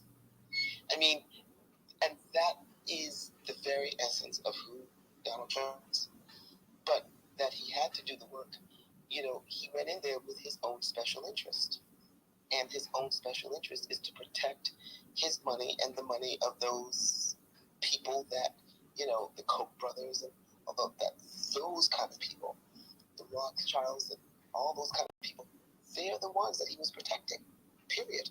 So, it doesn't matter, how old they are, that they are there to carry out the agenda and execute it is the name of the game. That's what I wanted to say to Professor. Thank you. Oh yes, sister. I agree. It don't matter about the age, but I'm saying for some of the voting bloc out here, it does matter. That discussion has come up about the ages of both of these men. So yes, it does matter to some people. But I know what you're saying. For the people that's in the 1%, as long as these guys are doing their bidding, they don't care. But for the other people out here that's not in the 1%, it does matter to them. Because why? If you think about it, why people keep talking about Joe Biden's age and he looks like he's senile up there? I mean, that's something to think about. All right, Carrie, we're going to go ahead and let you come back. Volvo and Professor, you guys want to go ahead and speak? Y'all go ahead and raise your hands back up. Like I say, anybody in the space that wants to speak as well, you can go ahead and speak. Hi. I forget who was talking about. Oh gosh, I just lost it. Oh no. Anyway, I'll remember that. But Trump did something and Trump did not want to send weapons to Ukraine, and they impeached him. And then when he went to go investigate what was going on over there, they impeached him again. So that's a good thing that he was thinking about that, and now we know more about Hunter and all these other things. He was going over there. He was trying to figure out what the heck was going on over there. And apparently now that the future is here, it's bad things were happening over there. And so I think he had very good instinct when it came to that. If he was being stingy or whatever, but he said that place is corrupt, and he knew, that I think he knew that the Democrats were over there doing something funny. So I think that his judgment, even though it looked comical and clownish at the time, the love letters to Kim Jong-un and all that stuff, but see, he still wanted to make things to be calm. He wanted to be on top, but he was okay with making friends or making it appear as if things were going great, and there was a lot less tension there. And then also he made all these other countries in NATO pay up. Right now we're footing the bill, so I think those were good decisions on his part. Right, my plane. May I just say one quick thing to her point, if you don't mind, just something really quick. Go ahead. I mean, Dave Chappelle's monologue on Saturday Night Live highlighted something, and it's the very essence of Trump. I mean, the brilliance of him. I mean, he's got mental issues. People who are New Yorkers knew him from a long time ago. Knew he was. You love him because he has balls. You know what I mean? When he first came onto the scene in New York City, he said, "I'm going to own this. I'm going to take over this," and he did it. And against the grain of the upper echelon of the money power New Yorkers, he was and still is the bane of their existence. He was the one that they never invited to those upper East Side parties, and he resented them. That was the fuel for his determination. But having said that, Dave Chappelle's monologue, when he talked about Trump, and he said that first speech against Hillary Clinton, when he talked about, you cheat on your taxes, he's like, but I'm smart. He says, I was smart. I'm smart, and that's how I'm not able to pay the taxes. But the very people who are accusing me of not paying my taxes are the ones that are benefiting from all those tax breaks too. But they don't want to tell you that. The man just knew how to. He is a master of psychology. I mean, if there's one thing that I think should be studied, not only the law part of him, but also the psychological part of him. The man is a masterful spin doctor. He will lie and have you believing things to the point where he believes it. And it's funny, but it's not funny. But what it showed you was that he knew how to read people. He knew how to read his people. And that's how he was able to get away with everything. And I land like that.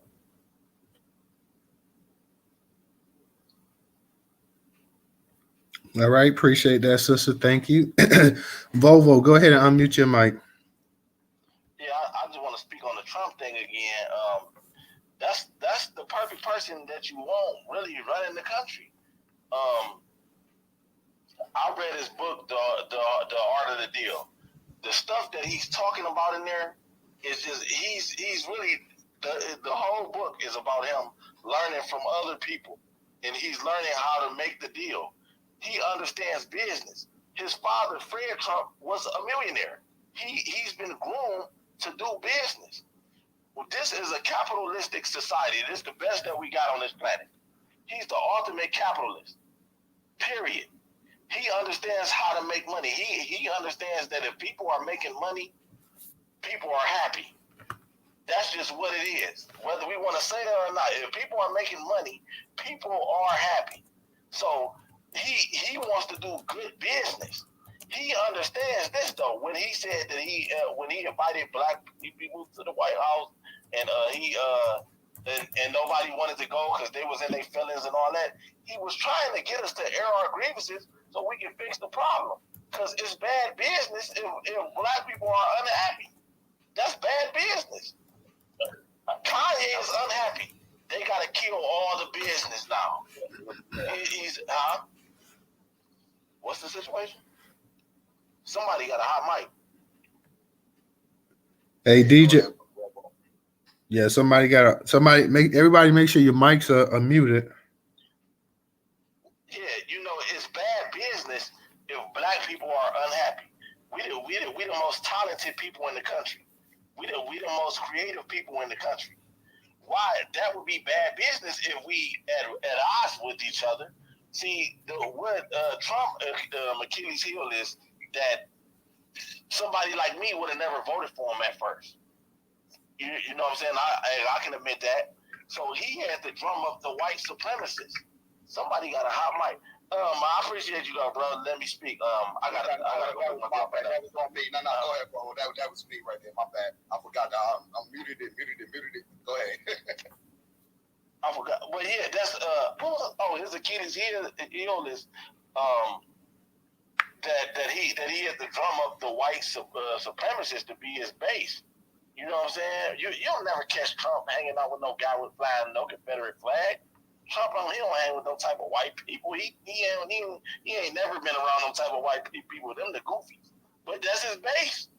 That's his base. Hey, but check this out though, Bobo. I was saying the same thing and agree with twin over here, Sister Wilson, that Trump was partying with us. You feel what I'm saying? Yeah. He invited to them uptown parties. That's why he was so popular in hip hop. You feel what I'm saying? Don King was all at the Trump party. Mike Tyson, all of them was at the Trump party. He a businessman. Raekwon, guess who the black Trump? Ray Strummer and all them black Donald Trump, all that type of shit. He's a businessman. Like I was saying, he's an American classic. He's a businessman, a true businessman. He might even be a racist. I got a small business. I work with people I don't like all the time. I'm just starting out in my business. I work with people, but I'm about making the money so I can keep the business going. America is a capitalistic society, so it's about business. Whoever's doing the best business is going to win. He understands that, so he's running. Why would I want to beef with Russia? That fucks up the business. Why would I beef with North Korea? That's bad business. People happy when they doing good business and when they making money. You know what I'm saying? And I got to pick my girlfriend up, man. That car broke down, so I'm just gonna listen. Well, Triple A to the rescue. You know what I'm saying? Let's get it.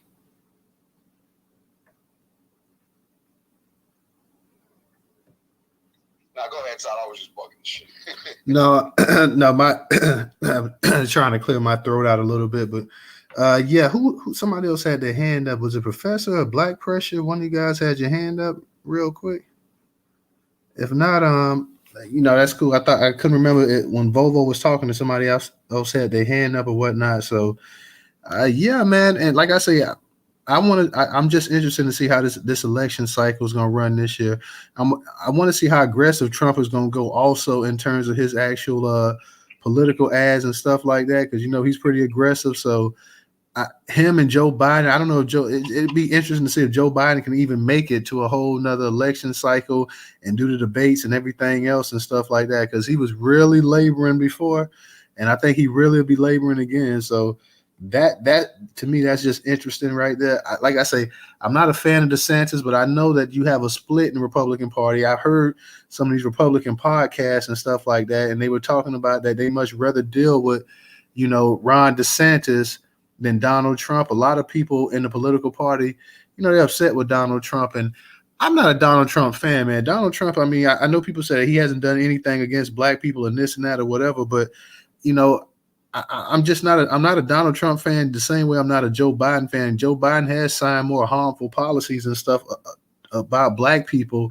than Trump has. That's true and whatnot, but I don't really think that with having Trump in the White House, the only thing Trump may do that may be beneficial to black people is slowing down, because they're not trying to look to really eliminate illegal immigration, but trying to slow down illegal immigration is my main thing. Because if they really want to stop it, they could stop it. Can I just chime in real fast, brother? Go ahead. I hate to be hogging the mic, but this is a good topic. Trump's the one to build the wall. He don't want them over here. He understands that they gonna change this country. Like, he understand that he was gun ho on building that wall. I would help build it. I know how to drive a truck. I can drive a dump truck. I got to move the dirt. Also, let me say this again. No other president invited black people to the White House. He said, "What's the grievance? What's going on? What everybody looked the other way. We start shaming our black people for going to go talk to Trump. Throughout the history of the world, if the king call you in, you gotta go. You must go. You gotta go see. You gotta talk. You gotta put in your bid. You must put your bid in. Kanye the only one that went. Kanye talking about planes and we gotta make the president look fly and all that shit. That dude was embarrassing. Thank you, brother. I'm gonna drop down the listener. I gotta go. Thank you, dog. Appreciate you. Bobo, go check out the story of the Central Park 9 and what Trump did there. I know about that, brother. I know about that. I know about that. Trump was dead wrong. He was dead wrong. But we moving past that, brother. I'm looking at what he tried to. He the only one that called us down. He said we gonna turn on the cameras. I want to talk to these black people. What's the grievance? We gonna turn on the cameras in front of the whole world. And Goofy Kanye went down there, man. Goofy Kanye. Goofy Kanye didn't talk about shit. I saw that shit and it was embarrassment. It was totally embarrassment. All these loud mouths and all that, none of them showed up. That was the only person that he could get. He took time. Here's my thing, family. You dealing with the same type of white men. I'm gonna put it out there for you guys. You're dealing with the same type white men. You're dealing with a Joe Biden who's a bigot, and you're dealing with a Trump that's a bigot. Two white males in the same age group, baby boomers. There it is. What else do you need to know? You're dealing with the same type of dude. So you vote for this guy, he gonna be the same way. This guy gonna be the same way. There's no difference between the two, is what I'm getting at here, y'all. Now, one might be more of a businessman, and then you got one that is a career politician. But at the end of the day, they both older white males that come from back in the day. And they both come with racism, white supremacy. Do y'all feel where I'm coming from, fam? So I definitely feel like they're two of the damn same. So I mean, one is just born with a silver spoon up his mouth, and the other one will tell you that he was born middle class. But it's no different between both of these jokers here. Go ahead. And so that's why I'm saying, black family. I know some of you say, "Hey, I'll go for Trump because Trump he'll try to slow down this immigration," which I want that too. I want, but here's my thing: I want the immigration to stop. Like, I want them to completely stop and see. Like Newstoter just said, they'll slow it down. But this is political theater, guys. The Republicans are playing a game. The Democrats are playing a game. Joe Biden is gonna play a game. Trump was gonna play a game. I mean, these guys all come with the fork in their mouth, that snake tongue, remember? Yeah, that's right, the snake tongue. This is coming from Caucasoids, y'all. That's what they do. They'll tell you some shit that make you smile, which is what they've been telling black people for years. And black people have always fallen for the bullshit. So, I'm telling you, family, Neither one of these guys are the ones for us. Neither one. There you go. Definitely appreciate it, Professor. Before I'm gonna kick it to Insane and I'm gonna kick it to Trouble. Before we get there, you guys make sure you're following us on the actual YouTube and actual our newsletter that's in the Jumbotron. You can go right up in the Jumbotron and click. Let me think. I think that might be. Let me see how many spaces over. 1, 2, 3, 4, 5. Looks like we're 5. Would look like we're the 5th space over from the right. You go right in the middle. You can go ahead and click the YouTube channel. Go ahead and sign up to the YouTube channel. Also, the newsletter is right next to that. You can go ahead and subscribe to the actual newsletter as well too. And you can also support us on Cash App, $Newstoter, $Newstoter. If you don't have a Cash App, we have the Venmo and the PayPal link up also in the Jumbotron. But that is $Newstoter. Let me go ahead and kick it to Insane. Insane, go ahead and unmute your mic. Glad to have you in the space tonight. Hello, Toter, Ray, and Kite, and to everyone else in the space. Bobo Rants just hit on something I think is worth speculation regarding Trump, or DeSantis. The question is, who's going to be the best on the criminal illegals coming into the country? So far, it's pretty known that Trump dealt with them. DeSantis, other than this political football, shipping them, I think he shipped some up to Connecticut or Martha's Vineyard or someplace, which was just a political move. I don't know what his record is in Florida, in terms of how he deals with that whole situation down there. I know they got a big tourist industry and they need people, they need workers. So the question is, I think, regarding speculation about either person, for us, pretty much boils down to the criminal illegal immigrant circumstances and who's going to be, really take a firm stance on that. I somehow don't think DeSantis would be that firm. I just don't see it. He's an establishment candidate, and the establishment, I think we all know that they hinted at wanting to do something at least with DACA, if I remember correctly. So I don't think he's going to be as firm as Trump would. Other than that, supporting the man, I know that some people would support him. I'm not criticizing that. I'm simply saying what's most important about either one of those two gentlemen would be how they're going to deal with the border. And I land my plane with that. All right, appreciate that. Let me go ahead and get to Trouble. Trouble, go ahead and unmute your mic. Glad to have you in the space. Good evening, everybody. Hope everyone's doing well. Shout out to the whole group. Listen, I was driving, had to pull over and put my hand up for a second because Brother Volvo kind of hit a nerve a little bit. He's just a little bit too excited about voting for the son of a Klansman, and I just couldn't take it no more. We got to stop romanticizing about Trump's presidency. Trump's presidency was about Trump and Trump's pockets only. He didn't go to war with China because he wanted to do business with China to line his pockets. He didn't want smoke with Russia because, well, he loved Russian women and he wanted to line his pockets. Plus, they had the piss tape with him get pissed on. We got to stop acting like Trump is something better than what Biden is. Both of them crackers are the same cracker-ass crackers. I don't know what it is it's going to take for us to understand what supremacy is and how it looks and how it works. Just like Professor said, and I agree with everything he said, I could have put my hand down after he got through talking because he said exactly what I needed to say. Neither one of them is worth a vote. Neither one of them really wanted to get rid of immigration because if they did, they would have did it a whole long time ago. They done had presidency after presidency after presidency, the Democrats and the Republicans, to change the status of how immigration works in this country. Not only on the legal system, but on the illegal immigrants coming in as well. If DeSantis really wanted to get rid of them, he wouldn't have sent them to another place. He'd have hauled their ass back home like they did the Haitians. How many of them have did the rest of these immigrants like they did the Haitians? None of them. How many immigrants been coming in through the border? Hell, we talk shit about Barack Obama all day long, but they called him the deporter-in-chief because he was shipping them ass back home, packing them up and sending them out. We got to stop looking at Trump like he's something good. We got to stop acting like the Central Park 5 didn't happen in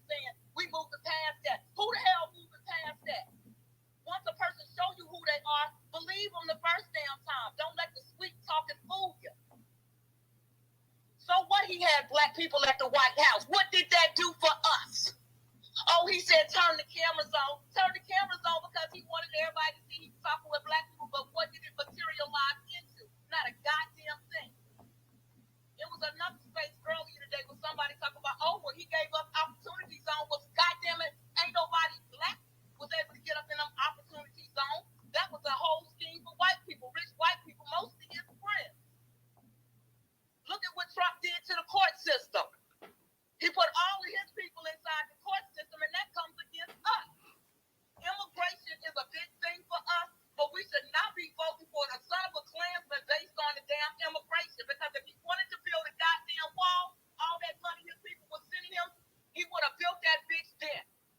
But what did he do with the money? He took it and he put it in his pockets. What was he doing with China? He was helping his daughter get all kind of patents through China. Y'all gonna have to excuse me for screaming because I'm a little bit irritated with this whole Trump all day long. People been trying to make it seem like Trump and these Republicans is something to revere. All of these motherfuckers are Klansmen. We need to, like we keep saying, and we need to start seeing who we are going to run because Congress is more important than the goddamn president.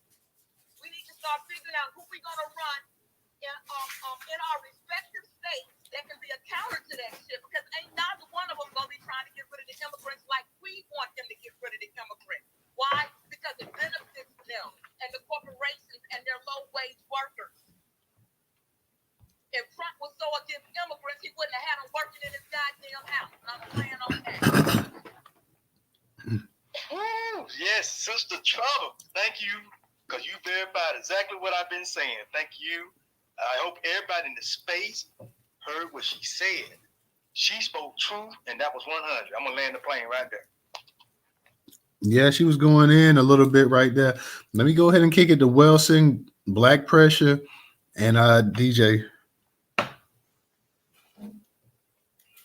I just wanted to share something with the room, and I hope, Newstoter, you don't mind, but before your room started, I was in a room with a lovely, well-educated woman. I'm going to give the information right here. Pamela Denise Long, she had a room called Immigration and Lame Duck, Midterms 2022 Policy Update. Folks, I'm begging you, please, go into her room and get that recording and listen to it. I'm begging each and every one of you. She had this man as a guest. The name of his organization is called, I think it's Numbers something or another. I'm going to try to find it. He actually, his whole entire focus is on immigration. He studies every single immigration proposal that goes to the White House, hundreds of them, and he broke it down. When I tell you, if you think you're against immigration now, when you listen to this, it's going to make you move. I mean, move like, take action. You're going to be more against immigration than ever before. It is profound what the Democrats really, what they're doing and what they're not doing. It is profound, folks. I'm just begging you. It's called, Pamela Denise Long, Immigration and Lame Duck, the midterm. It just finished. It was an hour and 50 minutes. And it has shaken me. I thought I had a clear idea. I don't. And so I hope you don't mind, Newstoter, but as we're talking about this is all in education. We have to inform ourselves what's going on. And it is beyond the stuff. When I tell you that millions upon millions upon millions of people are coming in here, a good lot of them illegal, and the things that they are benefiting from, it gives you a psychic headache. So I don't know if one of you, I can text to you, put up in the Jumbotron, but it is well worth a listen. You're not going to not want to listen to this. And I just wanted to share with everybody. Thank you. No problem. Do you know how to post it? Because if it's already been tweeted out, all you got to do is hit the share button and add it to the space. Oh, okay. I'll try to do that. Not a problem. Black Pressure, go ahead and unmute your mic. Hey, News, I was going to tell Sister, I guess that's a Welsing that just spoke. She can she tweet the link in the room here so everybody can see it? That's what I'm going to try to do. Okay. If I have any trouble, I'm going to do it. I'm going to try. If I have any trouble, I'll get back on and let you know. Sure. Okay, News. What I was going to say, though, about is that Sister Trouble that spoke 2 speakers ago? Yeah, that was Sister Trouble. Right. Yeah, she was right about what's the dude Volvo? He did seem a little exuberant about Trump winning the presidency again. That was true. He was a little over the top about him winning again. But I will say this about Trump. It's really every president. You've heard me say this before, and speaking strictly to the Black family here. We have to learn how to separate our feelings when it comes to business, especially voting, business transaction. Is Trump a racist? Of course. There's no doubt about that. It is like a 40-year track history of racism. The lawsuits, of course, Part 5, other stuff I can name, sure everybody in the room knows about it.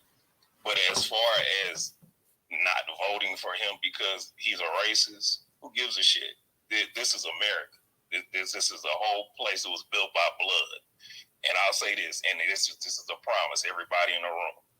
If you could show me a president from the first one to the current one that wasn't anti-Black, I'll cash app you $100 right now. You name me one that wasn't anti-Black that we stood up, got in line and voted for, I will give you. I'll cash app you $100. It'd be no questions asked. I would vote for Trump too. I say this. You heard me say this before. Abraham Lincoln, that son of a bitch was a fire-breathing racist. You could read his letters he wrote to Horace Greeley. You can read those Democratic debates. I can't think of the name of the guy he was debating when he was running for president. I can't think of that. I'm sorry. I can't think of that guy's name for nothing in the world. He made it clear. He thought Black people were not equal to him. He thought Black people had no rights to have the same rights as white men. But you know what he was going to do? He was going to give Black people reparations, and he was going to give us land. And some of the ones that wanted, he was going to ship them back to Africa if they wanted to go. So I say, I'd vote. I can separate my feelings when it comes to voting. If Donald Trump said that he would give Black people reparations, I would take the Goodyear blunt to the voting polls and vote for Donald Trump. So like I say, let's learn to separate our feelings from a business deal. If Donald Trump is racist, so what? So was every other president ever in the United States was the same thing. And I'll land my plane there. You make an excellent point there. It's all about the tangibles. I mean, it's a business transaction. So if Trump is going to do something, that's fine. I really haven't seen anything. He did have a chance when he was in office to do something, and he didn't really do it. I know people say, well, he was going to do this, he was going to do that, but nobody stopped him from actually trying to do anything either. Because, I mean, there's executive orders that he could also sign like these other, they do for all these other people as well, too. So to me, I really see no difference between Trump and Biden or the rest of them. He has more money than the other one, this and that. He's a Democrat, he's a Republican. At the end of the day, they're all pretty much the same. So we do have to start thinking about this as business. Both of these parties just hates us. They don't like us, and that's fine. They don't have to like us. We don't have to be buddy and best of friends and this and that. As long as we getting something out of the actual election process. So that's how I look at it. So I'm gonna go ahead and kick it to Original. Then we're gonna kick it to Professor. Then we're gonna kick it to DJ. Can I just say I did successfully upload it, so it's the first one, and people can see that. I'm begging everybody to please listen to it. Okay, thank you. Okay, thank you, sister. You got it, Original. Yeah, peace, Black power, and reparation, everybody. But I want to say this: there's a book, and some of you may or may not know about this book. The book is entitled "An American Dilemma: The Negro Problem in Modern Democracy." Now, within that book, it's written by Garner Middle. Now, within that book, it talks about. I keep hearing some background, like somebody's jumping in, or is that just me? But anyway, Garner Middle, they talked about immigration, and see, this whole thing has to do with the war on black people. Now, in the book, he said that they would, in order for the white folks to maintain their population, they would bring in the Mexicans and the Canadians to maintain the white population. But apparently, because I think we all know they have a birth dearth. Their population is worse, in my opinion, it's worse than what even they think. And I do believe that is why they are allowing all these people to come over the border. Because let's be real. Those people that's coming over the border, they are the white people in their respective countries. So let's not don't allow anyone to pull the wool over your eye with this black and brown crap. There is no there are no brown people. The brown people are us. Okay, those are the only brown people I know, that the people that identify as black, and that's it. And as far as trusting these people, this is one thing that my mother taught me. She said, "White folks gonna be white folks. I don't care where you put them. They ain't gonna be right. They ain't gonna act right. They ain't gonna do right, cause they just ain't right. Don't ever have any faith, trust, or belief in them, because they will fail you every time." And if you all notice, every time it come around to voting, how they try to invoke fear in us to make us go out here and vote for whatever party, thinking that they're going to do something for black folks. Jim Crow Joe, none of them. These people they're not going to do a damn thing for us. That's why I didn't vote for them. I'm like, well, hell, if you're not going to do a damn thing for me, I'm not going to vote for you to speed up my demise. So no, I'm not giving any of it unless you can put some tangibles out there. No, why would I waste my time voting for you? I mean, see, they try again. They want to invoke fear in us to make us to see if they can make us jump through hoops and go out there and vote for 'em. Well, I'm not sorry. I'm not falling for that garbage. Now, anybody can say what they want, but the truth is the truth. Until we face the fact that white folks, they vehemently, inherently hate us. They, there are no, as I said before, there are no good white folks in this universe. They don't exist. And until more of us understand that, you're gonna be stuck on stupid. Because I'm not voting for you. Just like here in Georgia, Big Swole, she lost the race for governor. But yet, they're still trying to blame black folks for her loss. Well, see, the reason she lost is that, see, she didn't reach out to us. She reached out to the gay white folks, the illegal aliens, and everybody else. But when it came to black folks, she thought that we were just going to vote for her because she was a black woman running for governor. Who gives a good goddamn? I know I don't.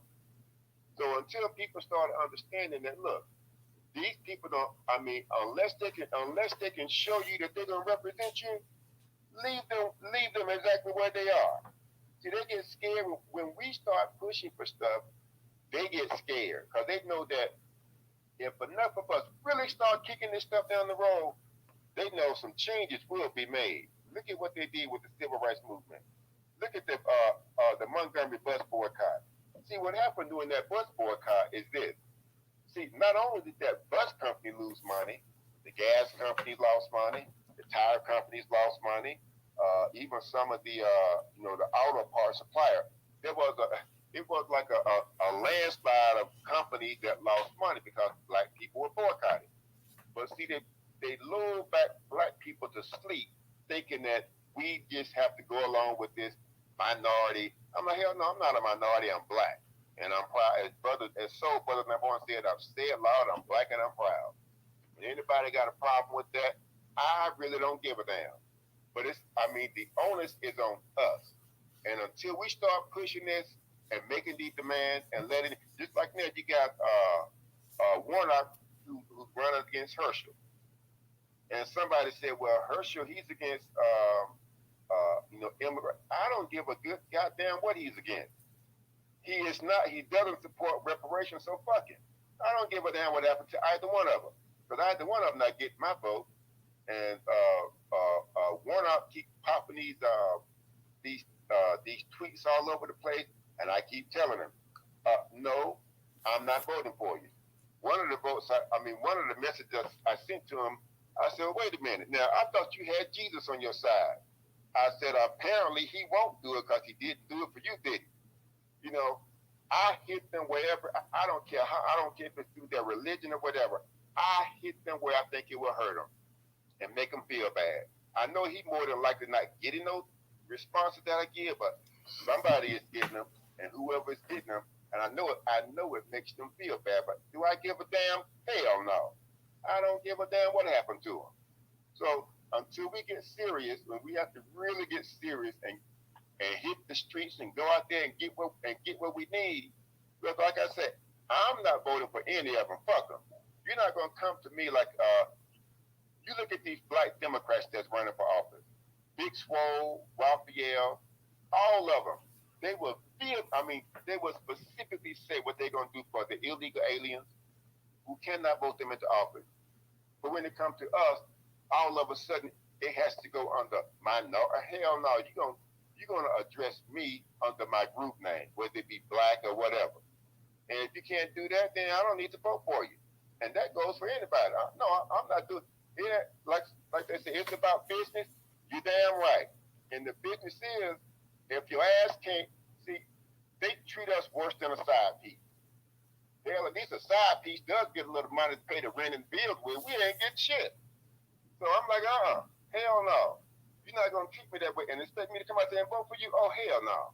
And I'll land on that. All right. Appreciate that, brother. We're gonna be getting to our last couple speakers for the night. So after Professor and Insane, those are gonna be the last two speakers for the night. So Professor, go ahead and unmute your mic. All right. Original, man. Thank you for that, bro, because you're right on that, man. And let me say this. Do y'all remember back in 1984, for the ones of us that can go back that far, and I'm one of them, the TV movie series that came on called B for Visitors. It was an alien movie series that stayed on for about 7 seasons. And I'm actually old enough to remember that. Professor, don't remind me of my age, man. I know, right? I think about it sometimes too. But if you remember, in that movie, real quick, Professor, remember that was they remade it too. So which one? The one back in the day, or the one they made a few years ago? Feel me?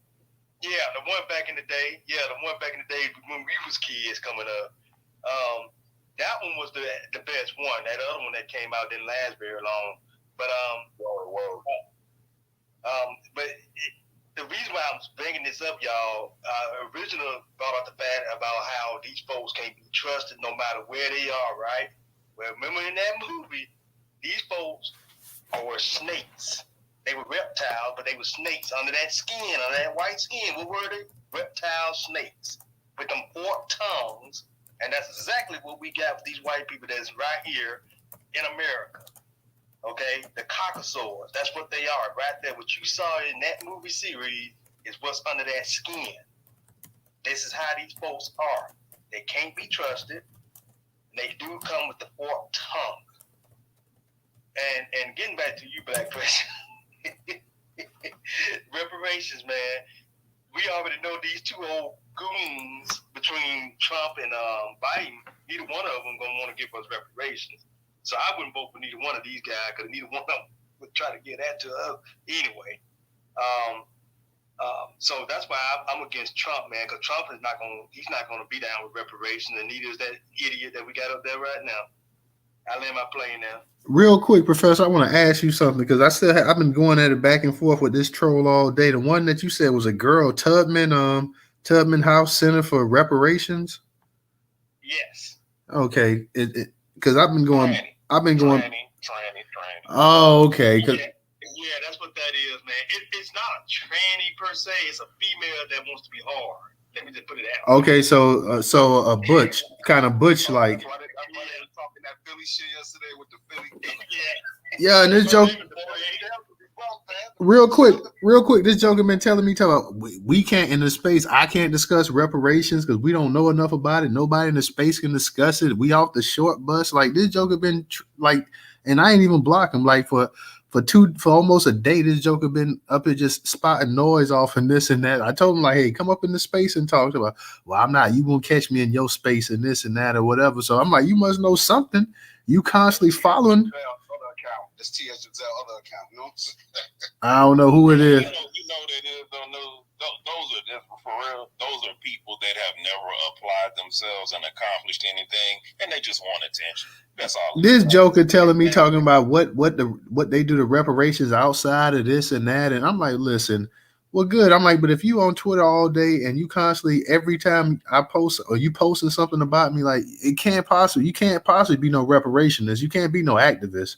So, I mean, I invited the person to the space. They constantly been running their mouth or whatever, been going back and forth. Normally, I normally shut people up, but this person just wants to keep going on and on. And I'm not even going to block them. I'm just letting them go ahead and talk or whatever. So I just wanted to know, like, okay, because I said I knew when he was talking. I'm like, I know this person can't be a heterosexual black woman. So I know the person had to be running that mouth and stuff like that. Had to kind of, be on the other side or whatever. It's a hard female, man. One of them hard ones, and she trying to.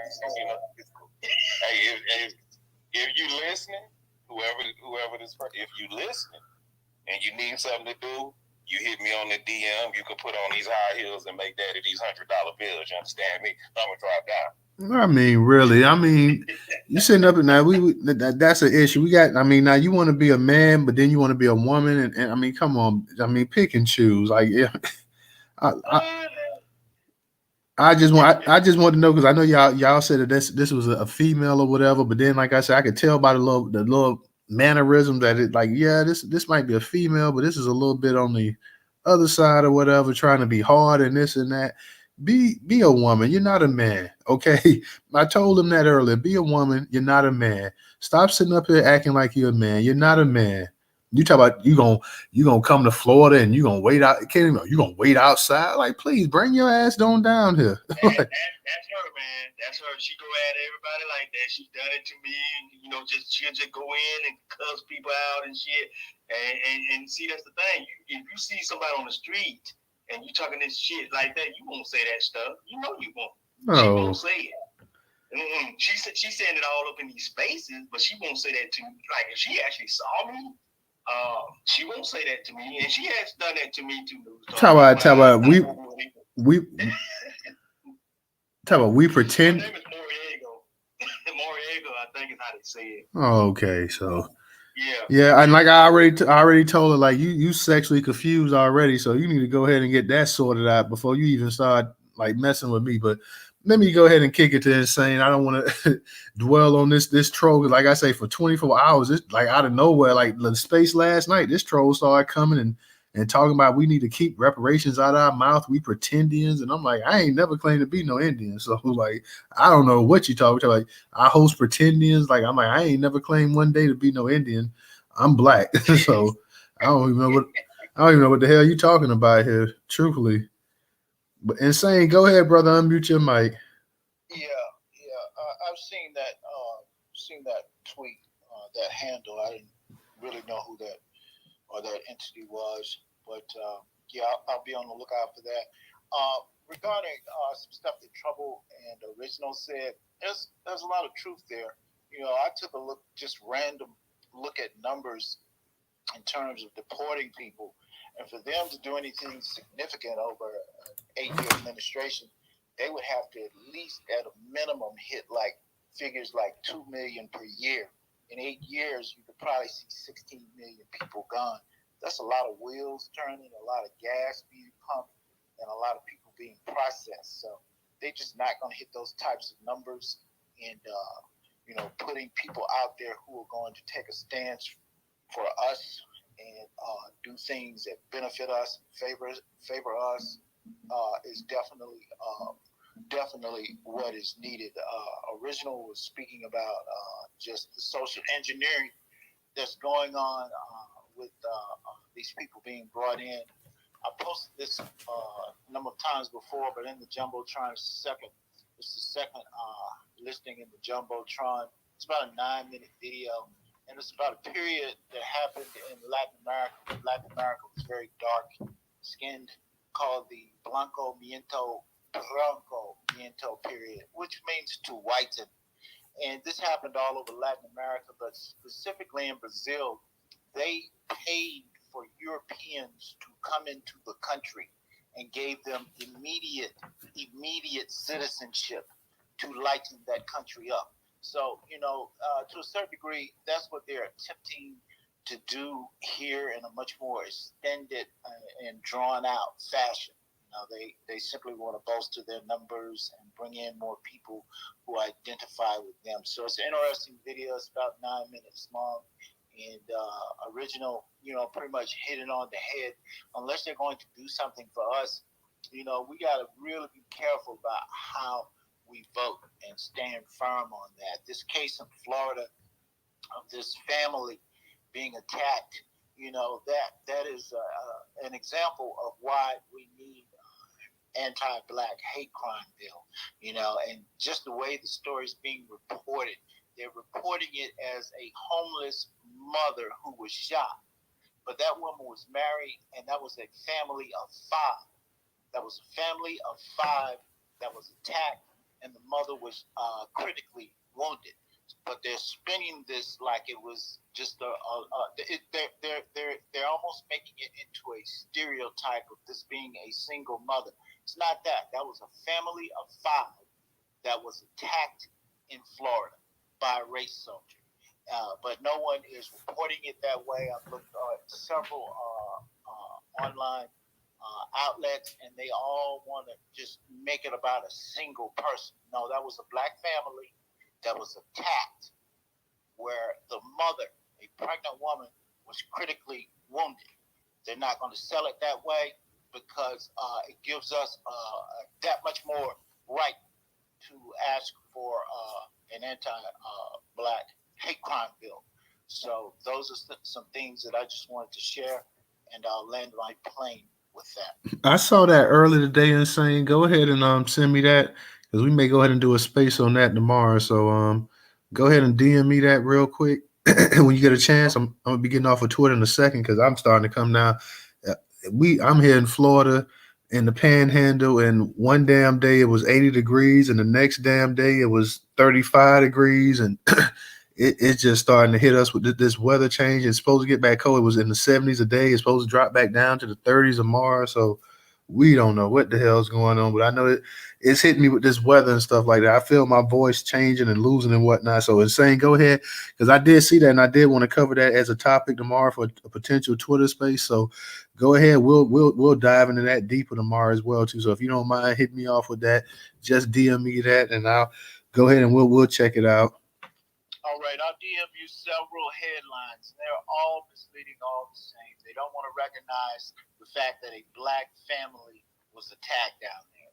I'll send them to you. Okay, I appreciate that. Thank you, brother. We're going to go ahead and we're going to get ready to shut this space down. Like I say, for those that want to contribute on Cash App, it's $Newstoter, $Newstoter. Y'all make sure y'all visit newstoter.com daily. We need our people to go to the website daily. Get us out there, get us bigger, get us more potent. Also, Social. Social is a black-owned social media site. You guys need to go ahead and create that account at Social. DJ is going to tell you a little bit more about that as well, too. So go ahead and support the black-owned businesses. Go ahead and support newstoter.com, support Social. We're trying to get this social media site out there so we can go ahead and start getting away from being banned and treated like garbage on a lot of these white-owned social media sites. We're not telling you to go ahead, and that's one thing I want our people to understand. We're not telling you not to visit Twitter, Facebook, or Instagram. We're not telling you to cancel your profile. We're just saying go ahead and add a new profile. Have another space that you can, another site that you can visit. Nobody's saying that you got to get off of that white teat. We're not saying that. We understand that masa is good to you. Okay. We understand that. We're not saying leave it alone. I know we talk about being empowerment and this and that or whatever. Whenever it comes to black people and trying to get something empowerment, we freeze up like a baby quail or something like that in the woods. So we're not saying that you got to leave white Zaddy alone. We're not saying that. I know he's been good to you. It's like on the damn Malcolm X movie when you had Malcolm and you had the other black porters on there and they was listening to the Joe Louis fight. Then you had the white man come in there and everybody, oh, we getting back to work, Mr. Charlie. Oh, well, we getting back to work, Mr. So-and-so. We getting back to work. Then you had Malcolm being an asshole, talk about we getting there, Mr. Charlie. And then you heard other black people tell, what are you saying, boy? Mrs. Johnson is good white man. So we're not saying to leave the white-owned sites alone. We're not saying that. We're not saying cancel Facebook or Instagram or the other ones. We understand that. We're saying that even though, believe it or not, the white man's ice is not always colder on the other side, okay? So we're saying that while we show that we can do two things at once, we can also create an account and a profile, and we can also visit black-owned social media sites and black-owned websites and stuff like that. So I don't want to get anybody to get offended on here and leave up here. Oh, he insulted us. He said that no. All I'm saying is that we can do two things at once. We've shown that as a people. So I'm going to go ahead and kick it to my co-host, Ray and DJ. Ray, you've been ultra quiet tonight. I know you came in a little bit later, bro, but go ahead. I'm good, bro. Like I said, that blue weather down here is starting to get the best of me. I just had a long day at work, so I've just been chilling. Yeah, man, because we up in the panhandle, so it's different than being in the central and South Florida, man. But damn, like I said the other day, 2 days ago, it was like it's 80-some degrees, and the next thing you know, it's ice out there on the damn cars. It's 30-some degrees and stuff like that. And my throat been sore and everything, all that. So and then it's supposed to get cold again. So and then it's gonna warm back up. So it'd be crazy. In Tallahassee, it's not out of it. It's not out of the realm of possibility that it could be 35 degrees in the morning. It could be 80 degrees in the afternoon. It's just, I don't know. It's just crazy like that. It's strange like that. DJ, go ahead and unmute your mic and let everybody know about social and everything else going on. Yeah, so hope y'all feel better. What's good, my boy Ray?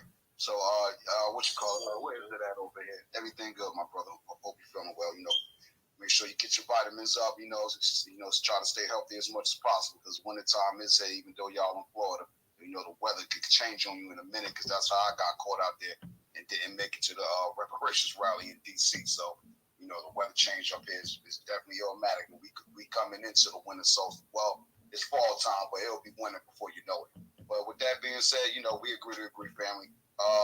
The NYC 600 million is going to cost these folks every year over in New York. Well, that's coming out of the taxpayers' money because government ain't paying for it. The migrant crisis in general, this is a problem. I understand, hey, some folks might feel, Democrats ain't letting these folks in. Some folks might feel, Republicans want to close the border, do all of that. We got to start advocating for our own shit. But with that being said, a lot of these immigrants, they coming in here and taking up all the resources. I do certain deliveries, and when I tell you, man, certain things just aren't available in the hood store like they used to be because everybody's here just hogging the resources up. The other thing is, you don't want these folks over here because they're not going to help the economy out, in my opinion. They send that money back home. So how is they really helping out this economy? You know what I'm saying? And then, as far as Trump goes, hey, man, gas was under $2.25 the whole time he was in office. So it's like, and I ain't even have a car the whole time he was in office. So that to each his own and that. But now that I do got a big ass truck that's in a 30-gallon tank, V8 engine, and I need that gas price to get low, man. So, Trump on that one all day. And he didn't write any type of policies to go against us. You feel what I'm saying? But yeah, he wasn't for us either. But that's only because we're not his voting bloc. And Trevor, you're right. He originally is a Democrat, but wound up going Republican to get these votes or whatever the case be. But he don't got a problem with black people, in my opinion, because if that's the case, everybody black would literally be would have been dogging Trump from way back then. You feel what I'm saying? Just dogging him out just like they did during his presidency. So with that being said, and the cops calling on the 9-year-old, that happened in Caldwell, New Jersey. Rich ass white neighborhood, not too far from Newark, and it's in the same county, Essex County. You know, shout out to Twins Crestwell since she broke that shit down. And yeah, you know, I'm surprised them college thing just automatic open fire, yo. You know what I mean? On some real shit. Because these cops ain't got nothing to do. It's quiet ass neighborhood, you know, upscale, like it's like mini New York or something like that, mini Manhattan over there. But I know y'all not feeling well. Tomorrow's another day. We'll get to it tomorrow, man. One love, reparations up, Newstoter. Hey man, news. What's up now? Real quick, I just want to ask a question. I think I heard someone say that white women voted for somebody at 76%. Did I hear that correctly? Voted for Trump. Yeah, like well over 60%. It was in the 70s. Yeah, it's like in the 70s, man. I was just what the question I was gonna ask is, because I could have sworn you vote, you know, obviously it's confidential. So, you know, where are they getting statistics from if, you know, your vote is supposed to be so secretive? Right. Well, that just comes from you know, statistical data. So, you know, you can get that type of demographic information from anywhere because it's not pointing out you, Ray Smith, voted for Biden or voted for Trump. That's not pointing that out. It's just pointing the demographic by race or who voted for who, for the most part. Real quick, y'all. Carolyn on YouTube wanted to give a shout out to you and DJ. She said, "What's up, Ray? What's up, DJ?" She already hollered at me earlier, so she just wanted to give y'all a shout out real quick. So let me say thank you so much.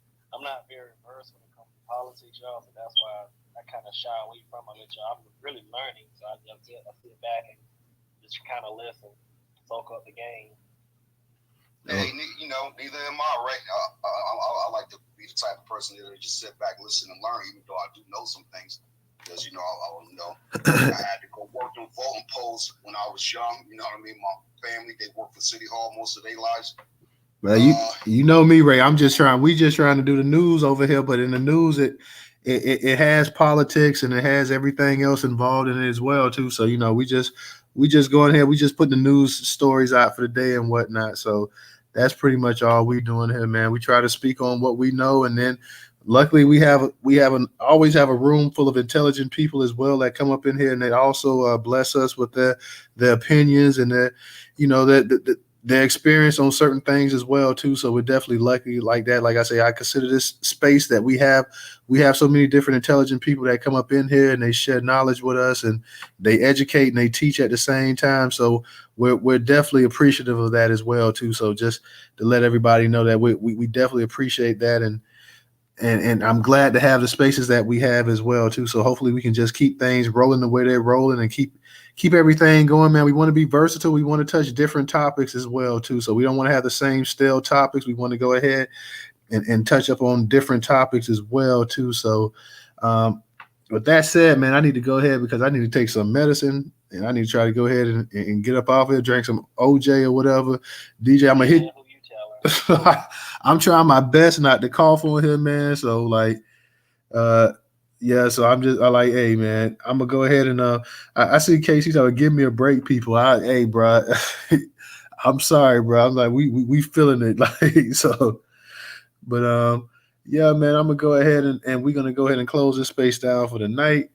And then we're going to go ahead and holler at everybody. So y'all be easy tomorrow with Catch a Newstoter Space. Me and Insane, I'm going to see about some of these topics. We want to go ahead and cover some of these things right here. Like I say, we want to do the news topics. We want to do the news cycle. We got to have that black news cycle running, letting our people know, educating. That's why I felt, even though we talked about the New York City 600 million migrant crisis that's happening up there, they're draining the actual system up there. We talked about Trump and stuff.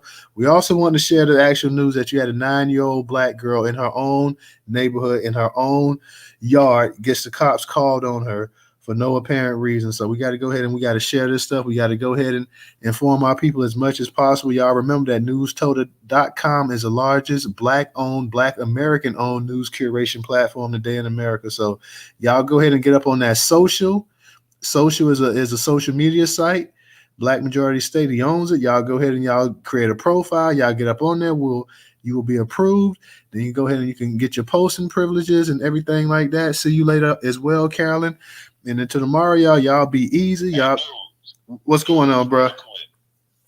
Real quick. Donald Trump just announced he was running for president in 2024. Just wanted to let y'all know that. Oh yeah, we already knew that, but like, He made his official announcement, I guess I should say.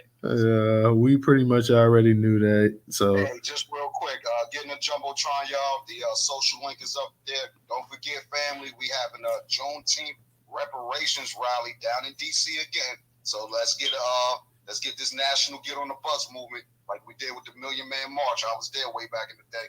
So let's Juneteenth weekend reparations rally DC at the Sullivan Theater, y'all. Let's pull up for that, all right? So start saving your little coin up, and we gotta pitch in, pitch in, and make somebody get on the bus to get an extra ticket. We just gonna do that. So start saving your coin, man. Peace out, y'all. Hey, one thing they do need to do now that I think about it, don't they have that runoff coming up in Georgia next month? I believe they do. Team Walker. Yeah, I believe they do, Ray. 42, hurt you hard. No. And this will be the last thing I say. I know you're trying to get off for the night, but we need to probably try to organize some type of rally around that time, around that runoff time. Put some pressure on them. Start some reparations right outside of, somewhere out there. Herschel raised $3 million the next day, yo. The next day for this runoff. So I'll feel you, and folks is talking about that. But there's so much stuff going on. We spread thin, bro. That's really what the problem is. You know what I mean? But go ahead, though. Gotta buy a lot of butter biscuits. But look at, I want to say to Newstoter and Ray, man, y'all feel better, man. Take that medicine, them vitamins, and just drink plenty of fluids, and get to feeling better soon, man. Thank you.